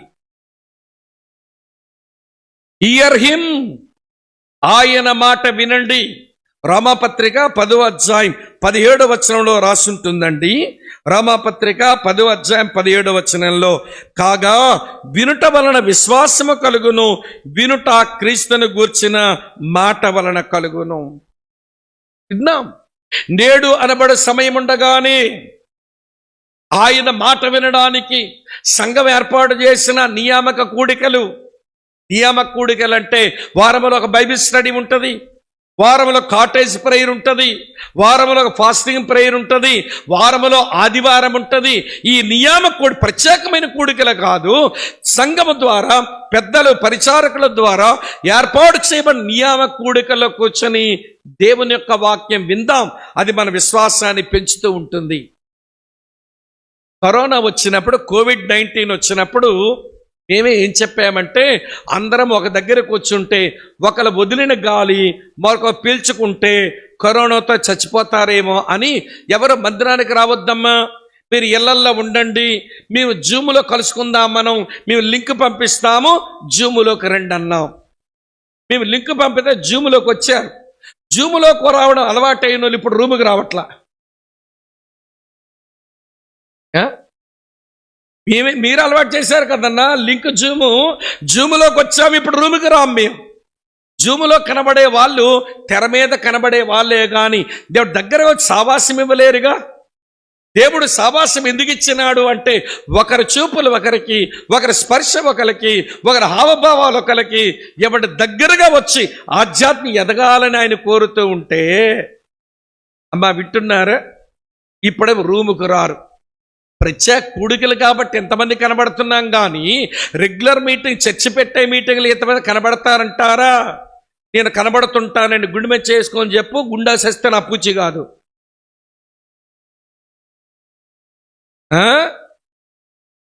అన్ని కూడికలు నియామక కూడికలకు వస్తామా? ఆయన స్వరం వింటామా? ప్రియమైన స్నేహితులారా, ఈరోజు మీ చేతిలో ఉన్న మన పాటల పుస్తకంలో కొన్ని పాటలు రాసిన ఒక పెద్ద ఆయన ఈ పాటల బోల్డని పెట్టారు. త్రాహిమాం క్రీస్తు నాదా దయచూడారావే, యెహోవా నా మొరలాలించెను, తన మహాదయతో నన్ను గణించెను, తర్వాత ఉన్నా పాటున వచ్చుచున్నాను నీ ఇలాంటి ఎన్నో అద్భుతమైన పాటలు రాశాడు పెద్ద ఆయన. ఆయనది మా జిల్లాని చెప్పుకోవడానికి మాకు గొప్ప సంతోషమే. మా జిల్లాలో, అది కూడా ఒరిస్సా బోర్డర్లో, వాళ్ళ ఊరికి ఒక 8 కిలోమీటర్లు నడిచి వెళ్తే ఒరిస్సాలో పడిపోతాం, పర్లాకిమిడ్లి అనే ఊరిలో. ఆ ఒరిస్సా బోర్డర్లో ఉండి వినట్టున్నారు, ఆకుల తంపరా అనే గ్రామానికి చెందినవాడు. ఆ రోజుల్లో ఎక్కడో యేసు ప్రభు మీద కరపత్రం దొరికితే చదివి ప్రభుని నమ్మాడంట. నమ్మి ఎవరి విశ్వాసంలోకి వస్తే తన భార్య, నువ్వు యేసు ప్రభుని నమ్మావు, నువ్వు కులం చెడిపోయినావని పెంట మీద ఆకువేసి భోజనం పెట్టేదట భర్తని. పెంట మీద ఆకువేసి భోజనం పెట్టింది. అదే తిని దేవుడు కష్టపడి పని చేసుకుంటా భార్యకి సువార్త చెప్తే ఆమె కూడా రక్షణ పొందిన తర్వాత, ఆ రోజుల్లో దేవుని వాక్యం వింటున్నారా, సిబిఎం మిషనరీల దగ్గర ఉండేదట. వారు తునిలో ఉండేవాళ్ళు. ఈస్ట్ గోదావరి జిల్లా తుని అనే పట్టణంలో ఈ సిబిఎం మిషనరీలు ఉంటే, ఎక్కడో ఆకుల తంపర ఒరిస్సా బార్డర్లో, అక్కడ నుంచి ప్రయాణం చేయాలంటే శ్రీకాకుళం జిల్లంతా దాటాలి. ఆ తర్వాత విజయనగరం జిల్లా, అప్పుడు 2 జిల్లాలు కలిసే ఉండేవిలేండి. ఎవడి విజయనగరం జిల్లంతా దాటాలి. విజయనగరం జిల్లంతా దాటిన తర్వాత విశాఖపట్నం జిల్లంతా దాటి రావాలి. తర్వాత గోస్తని నది దాటి తునిలోకి అడుగు పెట్టాలి. అందుచేత నాకు వాక్యం లేదు కదా, నా విశ్వాసం మెరుగుపరుచుకోవాలని ఆ దైవజనుడు నెలలో ఒక ఆదివారం ఇక్కడ రావడానికి, వింటున్నారా ఈ మాట, నెలలో ఒక ఆదివారం తునికి రావడానికి ఆకుల తంపరలో, వింటున్నారా ప్రియులారా, శుక్రవారం తెల్లవారుజామున, లక్షవారం రాత్రి అని సిద్ధపరచుకొని శుక్రవారం తెల్లవారుజామున ఎడ్ల బండి కట్టించుకునేవాడట, గూడు బండి, ఎడ్ల బండి కట్టించుకునేవాడు. అందులోనే కట్టెలు, అందులోనే వినండి బియ్యం, అందులోనే ఉప్పు, కారం, పంచదార, చింతపండు, కూరగాయలు పెట్టేసుకొని అక్కడి నుంచి బయలుదేరేవాడటండి ఆకుల తంకపర నుంచి. శుక్రవారం అంతా ప్రయాణమే, శనివారం అంతా ప్రయాణమే. ఆ ఎడ్లు పిరిలారా ఎంత అలసిపోయావో ఏం పాడో, తోలేవాడు కూడా ఎంత విసిగిపోయేవాడో. అక్కడక్కడ ఆగి అన్నం ఉడికించుకొని ఒక ముద్ద తిని వచ్చేవాట. ఆదివారం 9:30-10కి చేరి వాక్యం విని ప్రభురాత్రి భోజన సంస్కారములు చేతులు వేసి తన బైబిల్ మీద, వాక్యం మీద ఉన్న సందేహాలన్నీ ఆ దొరల దగ్గర తీర్చుకొని మళ్ళీ అతను గూడిబండి కట్టించుకొని ఆదివారం రాత్రి బయలుదేరితే మళ్ళీ సోమవారం అంతా ప్రయాణమే, మళ్ళీ మంగళవారం రాత్రి ఎప్పుడో ఇంటికి చేరుకునేవాడట. కొన్నిసార్లు బుధవారం కూడా అయిపోయేదట. అంటే ఒక రోజున ఒక ప్రసంగం వినడానికి ఒక వారములో ప్రియులారా అతను పడే తంటాలు అన్ని ఉన్నాయి. ఈ రోజున క్రైస్తవుల ప్రసంగాలు ఎక్కువైపోయాయి, మందిరాలు కాలు దగ్గరే ఉన్నాయి. ఏమండి, ప్రసంగాలు చేతులుగా వచ్చేసాయి కదా యూట్యూబ్లో. ఏం ట్యూబ్ అమ్మేది చెప్పండి, పర్వాలేదు. ఏం ట్యూబ్? యూట్యూబ్ అంటే నువ్వు గొట్టం అని చెప్పడం. గొట్టం దానా, దాంతోనే బతుకుతావే యూ గొట్టం. యూట్యూబ్ అంటే నువ్వు పెద్ద గొట్టం. ఈ గొట్టంలో పడిపోయి ప్రియులారా ఇవే ప్రసంగాలు అన్నట్టుగా ఏమంటే దేవుని మందిరానికి రావడాన్ని నిర్లక్ష్యం చేస్తుంటే ఏం ఎదుగుతామండి? నేను మీకు ఛాలెంజ్ చేస్తాను. త్రాహిమాం క్రీస్తు నాదా దయచోడా రావే అన్న పాటలో ఉన్న కృప మీద ఉన్న వేదాంతం మీరు అర్థం చేసుకొని చెప్పండి నాకు. 3 చెరువులు నీరు తాగాలి మనం ఆ పాట అర్థం చేసుకోవాలంటే. రాహిమాం క్రీస్తునాథ దయచోడారావనే పాటలో అతను కృప మీద రాసిన ఆ పదాలు, ఆ సాహిత్యం అర్థం చేసుకోవాలంటే ఆ రోజుల్లోనే కృప మీద ఇంత వేదాంతం ఎట్లా అర్థమైంది రా పెద్ద ఆయన కంటే? వాక్యం విన్నాడు, దేవుని సన్నిధికి రావడానికి కష్టపడ్డాడు. ఇప్పుడు మిమ్మల్ని అడుగుతున్నాను, నీ విశ్వాసం అభివృద్ధి పరచుకోవడానికి, ఆయన స్వరం వినడానికి ఆయన సన్నిధిలో తరచుగా కనబడే మనిషివేనా? ఇది నా ప్రశ్న. వాక్యం వినడానికే నీ మనసు లేకపోతే నీ విశ్వాసం ఎలా అభివృద్ధి చెందుతుంది చెప్పండి? ఒకటి కనుక మన విశ్వాసాన్ని అభివృద్ధి పరచుకోవాలంటే హియర్ హిమ్, ఆయన మాట వినండి. ఒకటి. నెంబర్ 2, రెండో సంగతి చెప్తాను వినండి. మన విశ్వాసం అభివృద్ధి చేసుకోవాలంటే సెకండ్ ప్రిన్సిపల్ ఏంటంటే లుక్ ఎట్ హిమ్, ఆయన వైపే చూడండి. అక్క, చెల్లి, తమ్ముడన్న వినండి. క్రైస్తవ విశ్వాసం చూపుతో మొదలవుతుంది. క్రైస్తవ విశ్వాసం చూపుతో కొనసాగుద్ది. క్రైస్తవ విశ్వాసం చూపుతోనే ముగించబడుతుంది. చెప్పమంటారా? బూదిగంత నివాసులారా నా వైపు చూచి చెప్పండి రక్షణ పొందండి అన్నాడు. అది రక్షణకు మొదటి అనుభవం ఆయన వైపు చూడడం. తర్వాత హెబ్రీ గ్రంథకర్త అంటాడు, విశ్వాసమైన కర్తయు దాన్ని కొనసాగించువాడైన యేసు వైపు చూడండి అన్నాడు. భక్తి కొనసాగింపు యేసు వైపు చూడడంతోనే ఉంటుంది. అలాగనే భక్తి ముగింపు కూడా యేసు చూడడంతోనే ముగించబడుతుంది. 1 యోహాను పత్రిక 3:2 అంటాడు, ఆయన ప్రత్యక్షమైనప్పుడు ఆయనను చూతుము అన్నాడు. చూపుతో భక్తి మొదలైంది, చూపుతోనే భక్తి కొనసాగించబడుతుంది, చూపుతోనే భక్తి ముగించబడుతుంది. చూపు చాలా ప్రాముఖ్యం. మరి ఈ రోజున యేసు వైపు చూడడం సరిగానే వస్తుందా? రాకపోతే వచ్చే తంటాలు చెప్తాను వినండి. అమ్మ, వింటున్నారా? ప్రభు అయిన యేసుక్రీస్తు ఆ 12 మంది శిష్యులు ప్రియులారా వారు పరిచర్య చేసుకుంటూ పోతున్న క్రమంలో యేసయ్య అన్నాడు, మీరు సముద్రం దాటి అవతల ఉండండి, నేను తరువాత వస్తాను అని ఈ 12 మందిని పంపించినాడు. ఈ 12 మంది దోణి మీద పోతున్నారు. ఆయన కొండెక్కి ప్రార్థన చేసుకుంటున్నాడు. ఆ రాత్రి ప్రియులారా ఆ సముద్రం మీద గాలి రేగింది, తుఫాను వచ్చింది, అలలు వచ్చి వాళ్ళ దోణిని కొడతా ఉన్నాయి. ప్రభువేమో ఆయన కొండెక్కి ప్రార్థన చేసుకుంటున్నాడు. ప్రార్థన ముగించుకునేసరికి తన వాళ్ళు పడుతున్న తిప్పలు ఆయన కనబడుతున్నాయి. నాకు బలి విడ్డూరం అండి. ఎప్పుడో సాయంత్రం చెప్పినాడు ఆయన, వీళ్ళు చాలా దూరం వెళ్ళిపోయారు సముద్రంలో. మరి ఇంత దూరంలో ఉన్న వాడికి కనబడుతుందా ప్రాబ్లం? కనబడుతుంది. మన సమస్యలు చూడడానికి, వాళ్ళ సమస్యలు చూడడానికి దూరము ఆయనకు అడ్డం కాలేదు, చీకటి ఆయనకు అడ్డం కాలేదు. చీకటి కదండి, చీకట్లో ఎలా చూస్తున్నాడు వాళ్ళ సమస్య? అంత దూరానికి పోయారు, ఎట్లా చూస్తున్నాడు సమస్య? దేవుడు మన ప్రభు అయిన యేసుక్రీస్తు మన సమస్యలు చూసే దగ్గరకు వచ్చేసరికి దూరము ఆయనకు అడ్డం కాదు, చీకటి ఆయనకు అడ్డం కాదు, ఇవన్నీ కనబడుతున్నాయి. అది చూసిన ప్రభు రాత్రి 4వ జామున నీళ్ల మీద నడిచి వస్తున్నాడు. ఇక్కడ విషయం చెప్పనా?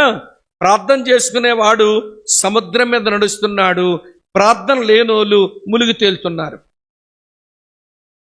ప్రార్థన చేసుకునే క్రైస్తవులు సమస్యల మీద నడవగలరు, ప్రార్థన లేని క్రైస్తవులు సమస్యలో మునిగి తేలుతుంటారు వీళ్ళకిలాగే. సరే, నీళ్ళ మీద నడిచొస్తుంటే ఏమనుకున్నారండి వీళ్ళు? పర్లేదు చెప్పండి, ముత్యాలు ఏమి రాలిపో నోట్లోంచి. ఏమనుకున్నారు? భూతం అనుకుంటున్నారు. భూతం అనుకుంటున్నారు. ఈ మనుషులకు ఉన్న మాయిదా రోగం ఏదే అదేనండి. మనం ఎలాంటి వాళ్ళం అని చెప్పనా అండి? మనం వెలుగును చూస్తాం, చీకటి అంటాం.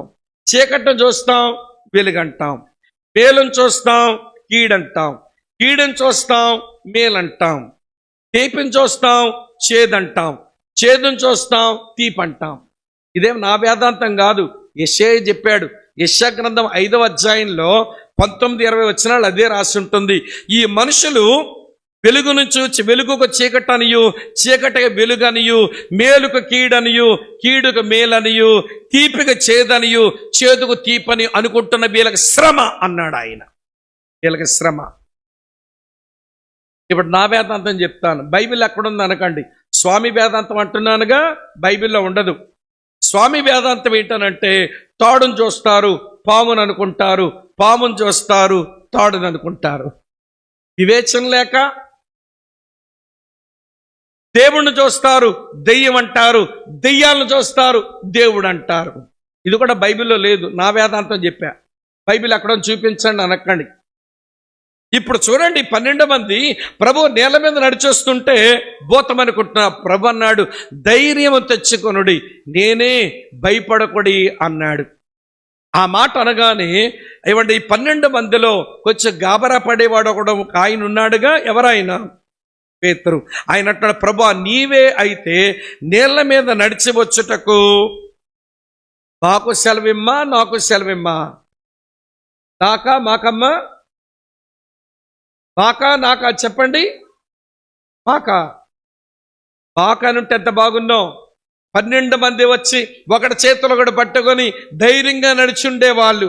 ఇక్కడ మాకు అనే మాట లేదు, నాకు అన్నాడు. పేతురు ఎప్పుడు తొందరపాటులో ఇలాంటి పాడు మాటలే మాట్లాడతాడు ఆయన. మీకు ఒక విషయం చెప్పనా? క్రైస్తవ్యంలో నాకు, నాది, నేను ఎప్పుడు చెడ్డ మాటలేనండి. కొంతమంది ఎట్లుంటారో తెలుసా అండి? నేనండి, నాకండి, నాదండి. ఇది మంచి మాటలు కావు. మనము, మనది, మనకు మంచి మాటలు. క్రైస్తవ్యంలో మాటలు మనది, మనకు, మనము అనే మాట మంచి మాటలు. నేను, నాది, నాకు అది ఎప్పుడూ చెడ్డ మాటలే. దీన్ని సెల్ఫీ పిచ్చి అంటాం. నేను, నాది, నాకు అనేది సెల్ఫీ పిచ్చి. కొంతమంది సెల్ఫీ పిచ్చి వాళ్ళు ఉంటారు. ఇప్పుడు సెల్ ఫోన్లు వచ్చాక సెల్ఫీ పిచ్చిలు ఎంత పెరిగాయో. ఇలా పెట్టుకుంటాడు, నేను, నాది, నాకు సెల్ఫీ, నేను, నాది, నాకు సెల్ఫీ. నువ్వు ఎన్ని సెల్ఫీలు కొట్టుకుంటే మాత్రం ఎలుగుబంట మొహమోడు సందమం అవుతావురా తమ్ముడా? ఎలుగుబంట మొహమోడా అంటే ఈ ఫోజులో బాగుంటానా, ఈ ఫోజులో బాగుంటానా, ఈ ఫోజులో బాగుంటానా, సెల్ఫీ. సెల్ఫీ పిచ్ అంటారు అదే. వినండి ప్రియులారా, ఈ రోజున సెల్ఫీ అంటే సెల్ఫిష్నెస్ అండి, ఇంకేమి కాదు. అది ఎక్కువై నాకు సెలవిమ్మన్నాడు ప్రభు. సరే రా అన్నాడు. బాగా వినండి. ఇప్పుడు నడిచేస్తున్నాడు పేతురు. ఆ దోణి నుంచి సముద్రం మీద అడుగులు పెట్టడం గొప్ప సంగతే. నడుస్తున్నాడు. నేను అనుకుంటాను వెనకాలనే పడకున్న మంది, ఒరే పేతురు అన్నయ్య నేల మీద నడుస్తుంటే ఊరకే కూర్చున్నారేంట్రా, కొంచెం దేవుని స్తోత్రం చెప్పండి అన్నారేమో. కొంచెం పెంతుకోస్తు సహోదరు, నియో పెంతుకోస్తు లాంటి వాళ్ళు ఆ 11 మందిలో చూసి ఏమి హల్లెలూయా నరిశారో.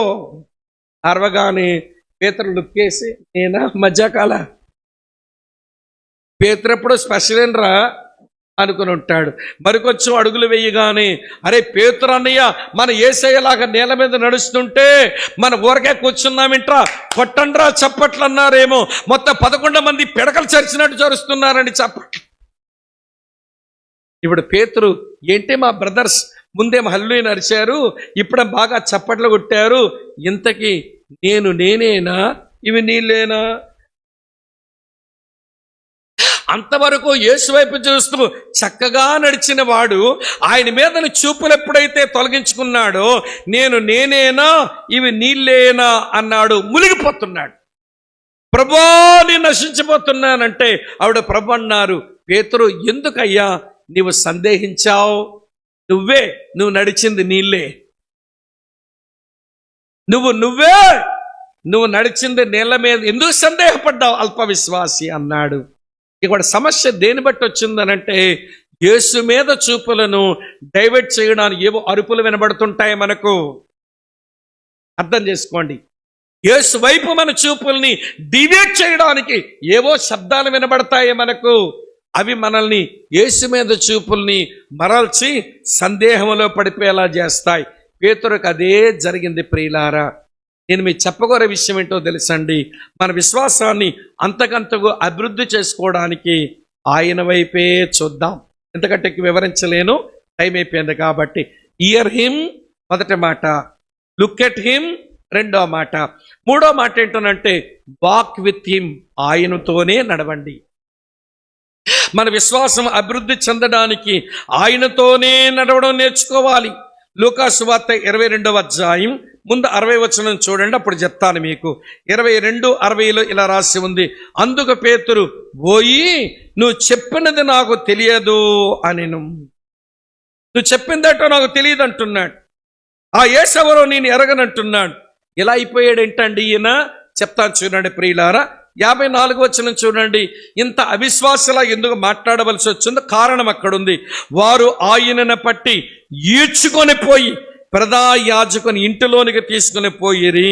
పేతురు దూరముగా వారి వెనుక వచ్చుచుండెను. దగ్గరగా నడిచినోడు చెప్పండి, దూరంగా నడుస్తున్నట్ట. అలా దూరంగా నడిచిన ఆయన ఏం చేశాడో చెప్పన. యోహాను సువార్త 18వ అధ్యాయంలో 25వ వచనం చూడండి. యోహాను సువార్త 18:25, సీమోను పేతురు నిలవబడి చలి కాచుకొని చుండగా వారు అతన్ని చూచి, నీవును ఆయన శిష్యులు ఒకడవా అని చెప్పగా అతడు నేను కానున్నాడు. సీమోను పేతురు నిలవబడి అనే మాట పట్టుకోండి. దూరంగా నడిచాడు, ఇప్పుడేమో చలిమంట దగ్గర నిలబడ్డాడు. వింటున్నారు? దగ్గరగా నడిచేవాడు దూరంగా నడిచాడు, ఇప్పుడు చలిమంట దగ్గర నిలబడ్డాడు. నిలబడి ఆగిపోలా. ఇంకో విషయం చెప్తాను రండి. లూకా సువార్త 22వ అధ్యాయంలోనే చదువుతారా ఈ మాట? 56వ వచనం ఇలా ఉంది. 55, 56 చదువుతాను. అంతటా కొందరు నడిముంగిట మంట వేసి చుట్టూ కూర్చున్నప్పుడు పేతురును వారి మధ్యను కూర్చుండెననే మాట పట్టుకోండి. కూర్చుండెననే మాట పట్టుకోండి. క్రీస్తునందు ప్రియ సహోదరి సహోదరులారా, ఆలకిస్తారా? దగ్గరగా నడిచినోడు కాస్త దూరంగా నడిచాడు, దూరంగా నడిచిన వాడు కాస్త ఎక్కడో నిలబడిపోయాడు, ఎక్కడో నిలబడిపోయిన వాడు కాస్త ఎక్కడో కూర్చునిపోయాడు. మీరు బైబిల్ చూడకుండా చెప్పగలరగా ఈ వచనం చెప్పండి. 1వ కీర్తన 1వ వచనం ఏంటి? ముందేమో నడక, తర్వాత పాపుల మార్గమున, తర్వాత ఏమో నిలబడ్డం, తర్వాత ఏంటి? అపాసకులు కూర్చుండు చోటన ఏమంటే కూర్చుండ. ఇవి దివాలాకోరుతనానికి దిగుడు మెట్లు. దిగుడు మెట్లు. మొట్టమొదట నడక, తర్వాత నిలబడ్డం, తర్వాత కూర్చుండిపోవడం. మనం కూడా చూస్తాం, మన అనుభవాల్లో ఉంటుంది. మనం మారు మనసు పొంది రక్షణ పొందాం. మన ఇంట్లో అందరు రక్షణ పొందలేదుగా, వాళ్ళు టీవీ పెట్టుకొని సీరియల్ కథ మీద సీరియల్ కథ చూస్తా సినిమాలు కూడా చూసుకుంటున్నారు. నువ్వు రక్షణ పొందావు, నా టైం అలా దుర్వినియోగపరచకూడదు, ఈ పాడు బొమ్మలు చూడకూడదు అని నీకు తెలుసు, కన్విక్షన్ లోపల ఉంది. కానీ నువ్వేం చేస్తున్నావు? ఈ గదిలోంచి ఆ గదికి నడవడం, నడుస్తున్నప్పుడు ఇలా చూసు, ఆ గది నుంచి ఈ గదిలోకి నడవటం, ఇలా చూసుకుంటూ పోవడం, ఈ గది నుంచి ఆ గదికి రావడం, ఇలా చూసుకుంటే పోవడం. ఏదో ఏమైనా ఆకర్షణీయమైన దృశ్యం రాగానే ఇక నిలబడి చూస్తున్నావు. ముందు నడిచావు, చెప్పరే, తర్వాత నిలబడ్డావు. అప్పుడు మీ అన్నయ్యో, తమ్ముడో, బావగారో, వదిన గారో, ఇవ్వండి లేకపోతే తోటి కోడలో ఎంతసేపు నిలబడితే కూర్చొని చూడకూడదు ఏంటి అంటే సోఫాలో కూర్చొని మళ్ళీ సినిమా అంతా అయిపోతుంది, మొత్తం అంతా లీనం అయిపోతావన్నమాట. చూసారు ఎట్లుందో? ముందు నడక, తరువాత నిలబడ్డం, తరువాత కూర్చోవడం. ఇప్పుడు యేసు ఎవరు? నేను ఎరగనని ముమ్మారు బొంకినోడు ఎందుకు అయ్యాడంటే ప్రభువుతో నడవక, ప్రభువుకు దూరంగా అడుగులు వేశాడు, తర్వాత ఎక్కడో నిల్చున్నాడు, తర్వాత ఎక్కడో కూర్చున్నాడు. ఇప్పుడు యేసుని ఎరగనని చెప్పి ఒక అవిశ్వాసిలాగా మాట్లాడేస్తున్నాడు. అక్క, చెల్లి, తమ్ముడ వినండి. అందుకని ప్రభువుతో నడుద్దాం. మన విశ్వాసం అభివృద్ధి చేసుకోవడానికి ఇయర్ హిమ్ మొదటి మాట చెప్పడం, రెండవది లుక్ ఎట్ హిమ్ రెండవ మాట, వాక్ విత్ హిమ్ మూడో మాట. నాలుగో మాట చెప్తాను వినండి. నాలుగో మాట ఏంటనంటే మీట్ హిమ్, కలుసుకోండి ఆయన. ఎక్కడ దొరుకుతాడు? కలుసుకోండి ఆయన. ఎక్కడ దొరుకుతాడండి ఆయన? మన విశ్వాసం అభివృద్ధి చెందడానికి ఆయన కలుసుకుందాం. ఎక్కడ కలుసుకుందాం? నరసాపురం ఏమండి సెకండేటిపల్లి రేవు దగ్గర కలుస్తాడు ఆయన, లేకపోతే మన రైల్వే స్టేషన్లో కలుస్తాడు ఆయన. వాగ్దానం ఇచ్చాడుగా మత్తయి సువార్త 18:20లో, ఎక్కడ 2-3 నా నామంలో కూడి ఉంటారో వారు మధ్యలో ఉంటారన్నాడు. కనుక యేసయ్యను ఎక్కడ కలుసుకోవచ్చు అనంటే సంఘ సావాసములో కలుసుకోవచ్చు. రండి దేవుని మందిరానికి, దేవుని సంఘానికి దేవుడు ఇచ్చిన పెద్దల పరిచారకులు వారిచ్చే పరిచర్యను అందుకోండి, విశ్వాసాన్ని పెంచుకోండి, ఫెలోషిప్లో ఉండండి అని అంటే, ఈ రోజున ప్రియమైన స్నేహితులారా ఎట్లయినా ఫెలోషిప్కు రాము. బైబిల్లో ఒక ఆయన ఇలాగ అన్నాడు, చూపిస్తాను చూడండి ఎంత అవిశ్వాసపు మాట. యోహాను సువార్త 20వ అధ్యాయం 25వ వచనం చూడండి. యోహాను సువార్త 20:25వ వచనం ఇలా ఉంది. కనుక తక్కిన శిష్యులు మేము ప్రభువును చూచితమని అతనితో చెప్పగా, అతడు నేను ఆయన చేతుల్లో మేకుల గుర్తును చూచి నా వ్రేళ్ళు ఆ మేకుల గుర్తులో పెట్టి ఆయన పక్కలో నా చెయ్యి ఉంచితేనే గాని నేను నమ్మను. ఎవరండి ఈ మాట అన్నది? తోమా. ఇంత అవిశ్వాసంగా మాట్లాడుతున్నాడు ఏంటి ఈయన? ఇంత అవిశ్వాసం 3.5 సంవత్సరాలు తిరిగినావయ్యా. అతను చెప్పిన మాటలన్నీ చెవులారా విన్నావు, ఆయన చేసిన కార్యాలన్నీ కన్నులారా చూచావు, ఆయన పెట్టిన రొట్టె మొక్కలు చేపలు నోరారా తిన్నావు, ఆయనతోనే 3.5 సంవత్సరాలు గడిపిన పెద్ద మనిషి నేను నమ్మను ఆయన అంటున్నాడు. ఎందుకనంటే ఆ 10 మంది చెప్తున్నారు, ఒకడు ఎలాగా ఉరిపోసుకొని చచ్చాడుగా, 11 మంది మిగిలారు. ఈ 11 మందిలో వినడిపిన ఈ తోమ ఎప్పుడు పోయినాడో బయటికి, ఏ పని మీద వెళ్ళాడో మనకు తెలియదు, బైబిల్లో రాసి లేదు, ఎక్కడ వెళ్ళిపోయాడు. ఈ 10 మంది మేడగదిలో ఉంటే ఈ సావాసములో ప్రభు యొక్క ప్రత్యక్షత దొరికింది, పునరుత్థానుడైన యేసు ప్రత్యక్షత దొరికింది. దొరకగాని ఈ 10 మంది అంటారు, తోమా ఎక్కడికి వెళ్ళిపోయావురా తమ్ముడా, ఎక్కడికి వెళ్ళిపోయావు తోమనియా, యేసయ్య ప్రత్యక్షమైనాడు రా, ఆయన మృత్యుంజయుడిగా తిరిగి లేచాడంటే నేను నమ్మను. ఆయన మేకుల గుర్తుల్లో వేని పెట్టి చూడాలి, ఆయన పక్కలో పొడిచిన ఆ బల్లెపోటు పొడిన గాయములో వేలు పట్టు దింపి చూడాలి. నేను నమ్మను. సావాసానికి దూరం అయితే అవిశ్వాసమే తగలడుద్ది నీకు. దేవుని పిల్లల సావాసములో ఉండు. అందుకనే భక్తుడు అలా చెప్పాడు.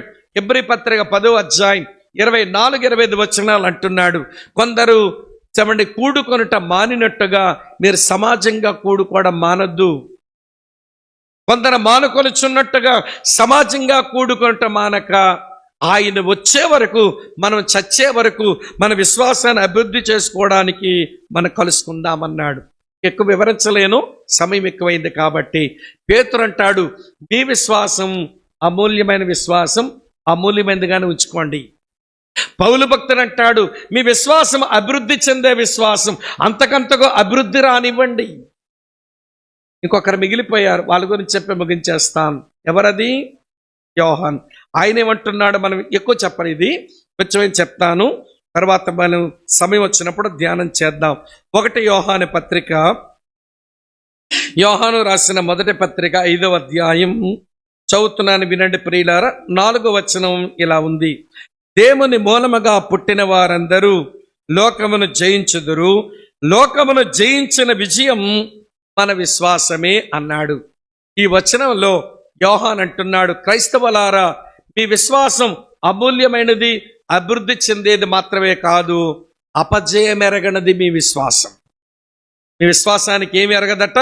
అపజయమే ఎరగదు, అది అజేయంగా ఉంటుంది, అది జయిస్తుంది అన్నాడు. క్రైస్తవ విశ్వాసం జయించే విశ్వాసం. ఏం జయిస్తుంది చెప్పండి అంటే, ఇక్కడ రాస్తుంది యోహాను లోకాన్ని జయిస్తుంది అన్నాడు. బాగా వినండి, చెప్పి ముగిస్తాను. లోకాన్ని జయిస్తుంది అన్నాడు.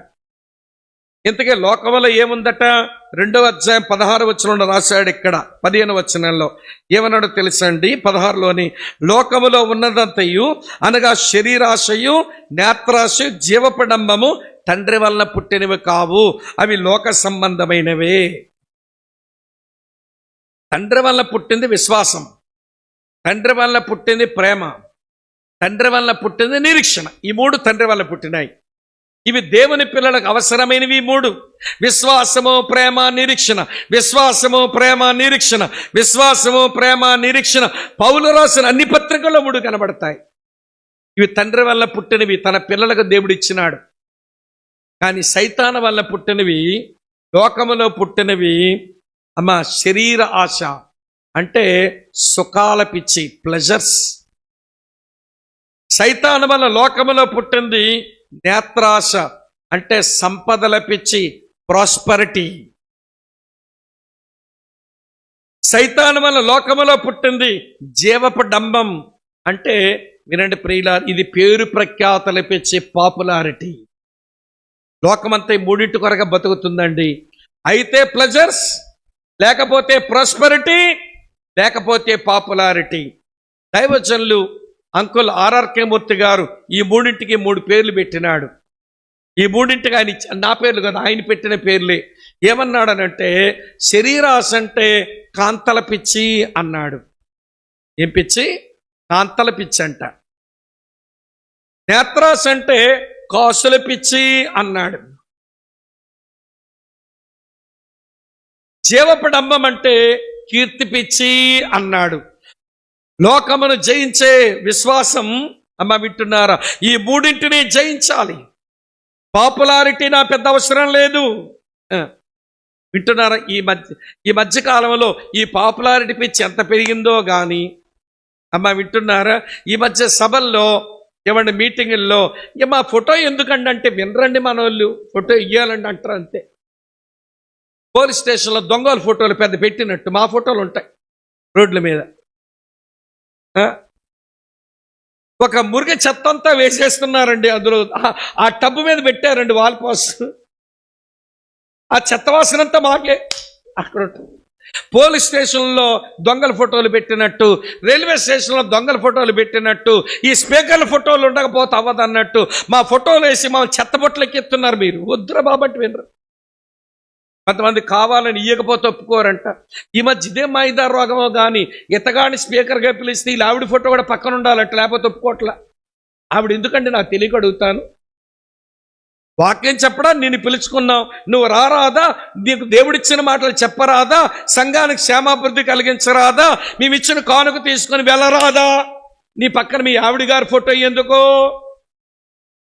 ఆవిడ గారు సింగారించుకొని మేకప్ కూడా ఉంటుందండో ఈ మధ్య. ఎంత మెత్తుతుందో కానీ అక్క తెలియటంలా, నిగనిగలు ఆడిపోతుంది ముఖం అంతా. పెట్టున్నారు ఆవిడ ఫోటో పక్కన. ఏమిటండి పాపులారిటీ పిచ్చి కాదు ఇది? అసలు ఆడవాళ్ళని అక్కలేని చెప్పాలి కదండి. స్పీకర్గా మిమ్మల్ని పిలిచారండి, నా ఫోటో ఎందుకు వేశారు? అలాగే మనుషుల ముందు కనపరుచుకోవడానికి ఇది ఏం విధానం అండి? మీ భార్యను అందరికీ చూపించుకో సిగ్గు లేదా మీకు అని ఇంట్లో మీరు అరవరు. పాపులారిటీ పిచ్చి, మరికొంతమందికి ప్రాస్పరిటీ పిచ్చి, మరికొంతమంది ప్లెజర్ పిచ్చి. ఈ 3 పిచ్చులు జయించేదే క్రైస్తవ విశ్వాసం అంటున్నాడు. ఇప్పుడు చెప్పండి, క్రైస్తవ విశ్వాసం ఇది అపజయం పాలవుతుందా లేక అజేయంగా ఉందా? చెప్పండి నాకు. కొంతమందికి ఏమో ప్లెజర్ పిచ్చండి. ఈ ప్లెజర్ పిచ్చి క్రిస్మస్ రోజులు ఎంత కనబడుతుందో చెప్పలేమండి. ఎందుకండి ఈ ప్రోగ్రాం అంటే సరదా అండి. క్రైస్తవులదే సరదా కాదు, క్రైస్తవులదే ఆనందం. వాళ్ళ ఆరాధ్య దైవములో ఆనందించే వాళ్ళం మనం సరదాల మనుషులం కాదు. సరదాలకి సంఘటనలు కావాలి, ఆనందానికి ఆరాధ్య దైవం ఉంటే చాలు. అరే ఆనందించండి, ఎల్లప్పుడూ ఆనందించండి, ప్రభునందు ఆనందించండి అని ఆజ్ఞాపించబడుతున్న మన సరదాలకు పోతున్నామేంటండి? ఈ క్రిస్మస్ సీజన్ వస్తుంటే కొన్ని క్రిస్మస్ మీటింగులు ఎల్లబుద్ధి అవ్వడం లేదు. అనవసరంగా వచ్చామా ఇక్కడికి అన్నట్టుగా. ఏదో చిన్నపిల్లలతో ఏదో అభినయమో స్కిట్టో ఒక చిన్న డాన్స్ వేయిస్తే అనుకోవచ్చండి. ఏదో పిల్లలకు స్టేజ్ ఫియర్ పోగొడుతున్నాం, ఒక సందేశం పిల్లల ద్వారా అందిస్తున్నాం అనుకోవచ్చు. పడ్డల్లంటూ ఎక్కుతున్నారండి స్టేజీల మీదకి దున్నపోతుల్లాగా. ఒళ్ళు కదుపుకొని డాన్సులు వేస్తుంటే ఏమంటే మగవాళ్ళు ఏమైనా వినడు ప్రియులారా, వీళ్ళు సినిమా ఏమంటే డాన్సర్సా? ఈ ఆడవాళ్ళు ఏమైనా భోగ పక్కల? వీళ్ళంతా మన అక్కలు భోగ స్త్రీలు డాన్సులు వేస్తున్నట్లుగా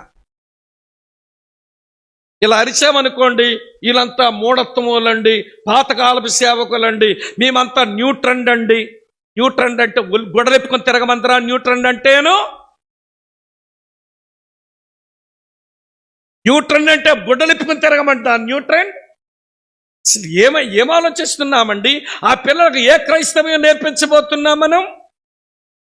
సరదాలంట, సంపదల పిచ్చంట, కీర్తి పిచ్చంట. ఈ పిచ్చిలో పడినోడు లోకాన్ని జయిస్తాడండి.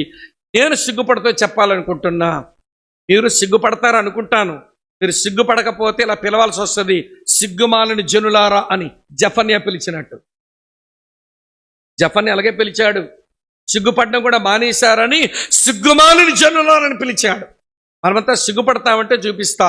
ఎందుకు సిగ్గుపడతాము అంటే, ఈ బైబిల్లో ఒక్క పేజీ తన దగ్గర లేనప్పుడు, అన్నయ్యలు, తమ్ముళ్ళు, అక్కలు, అమ్మలు, తండ్రులు, చల్లాయిలు వినండి, ఈ బైబిల్లో ఒక పేజీ కూడా తన దగ్గర లేనప్పుడే లోకములను మూడింటిని సునాయాసంగా జయించాడండి విశ్వాసంతో. ఆయన చూపించి ముగించేస్తానే ఈ వివరించను, తర్వాత చూద్దాం మిగిలిన సంగతి.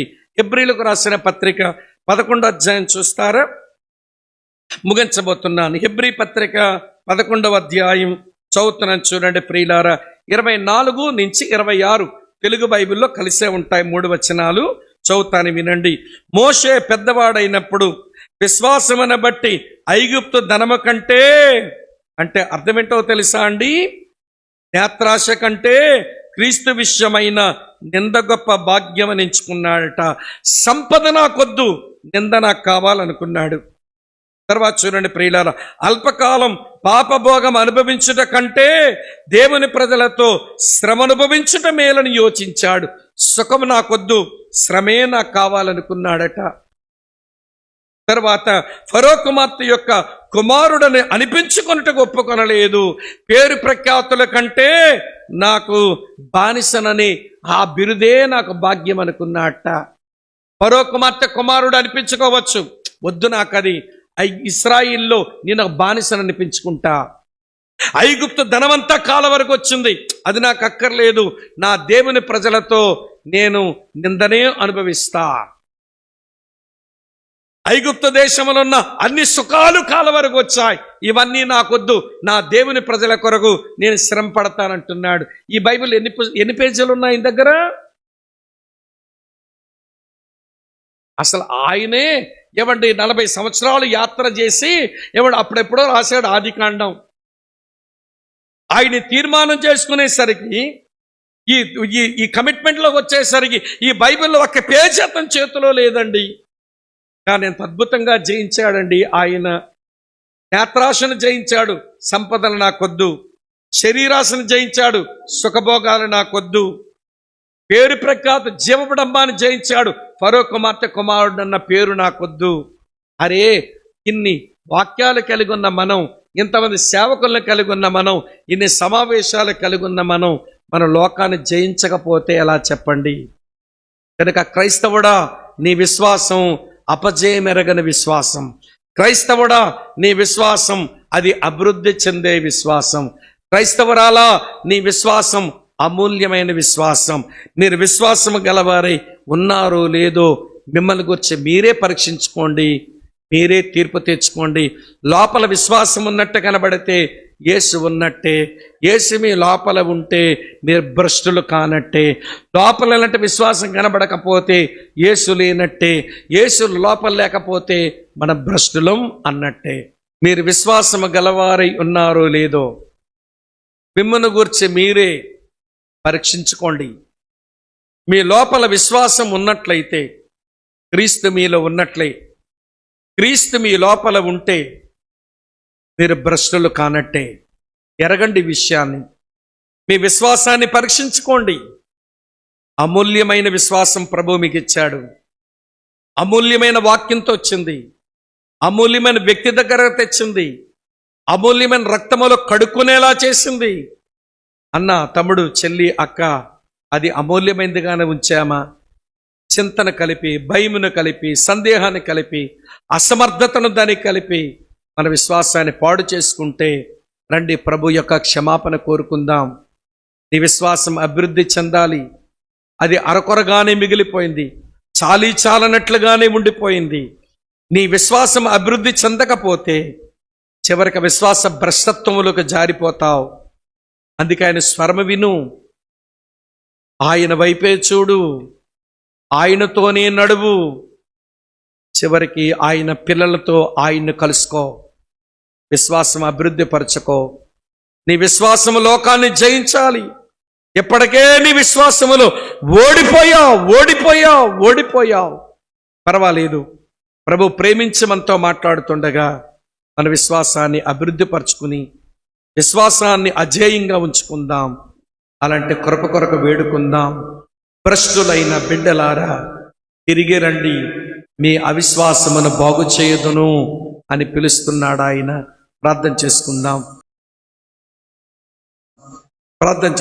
ప్రేమ కలిగిన మా ప్రియమైన తండ్రి, ఈ 3 దినాలు మీరు మాకు ఇచ్చిన ఈ ప్రత్యేకమైన కూడికల్లో 2వ దినం పగటిపూట మా విశ్వాసమును గురించి మీరు మాతో మాట్లాడిన నీ ప్రేమ కొరకు కృతజ్ఞతలు నాయన. పేతురన్న, పౌలన్న, యోహానన్న చెప్పిన ఆ మాటల్లోంచి విశ్వాసాన్ని ధ్యానం చేస్తున్నప్పుడు మా విశ్వాసం లోపభూయిష్టమైందని అర్థమైంది. అలా అర్థం చేసుకుని ఎవరైతే మా విశ్వాసం స్వస్థపరచు అని, ఎవరైతే మా విశ్వాసాన్ని అభివృద్ధిపరచు అని నీ సందులో ప్రార్థించుకుంటున్నారు ప్రభువా, వారి విశ్వాసాన్ని మెరుగుపరచండి. రాత్రి వేళలో కూడి కొరకు మమ్మల్ని సిద్ధం చేయండి. యేసు పేరట అడుగుతున్నాం తండ్రి, ఆమేన్.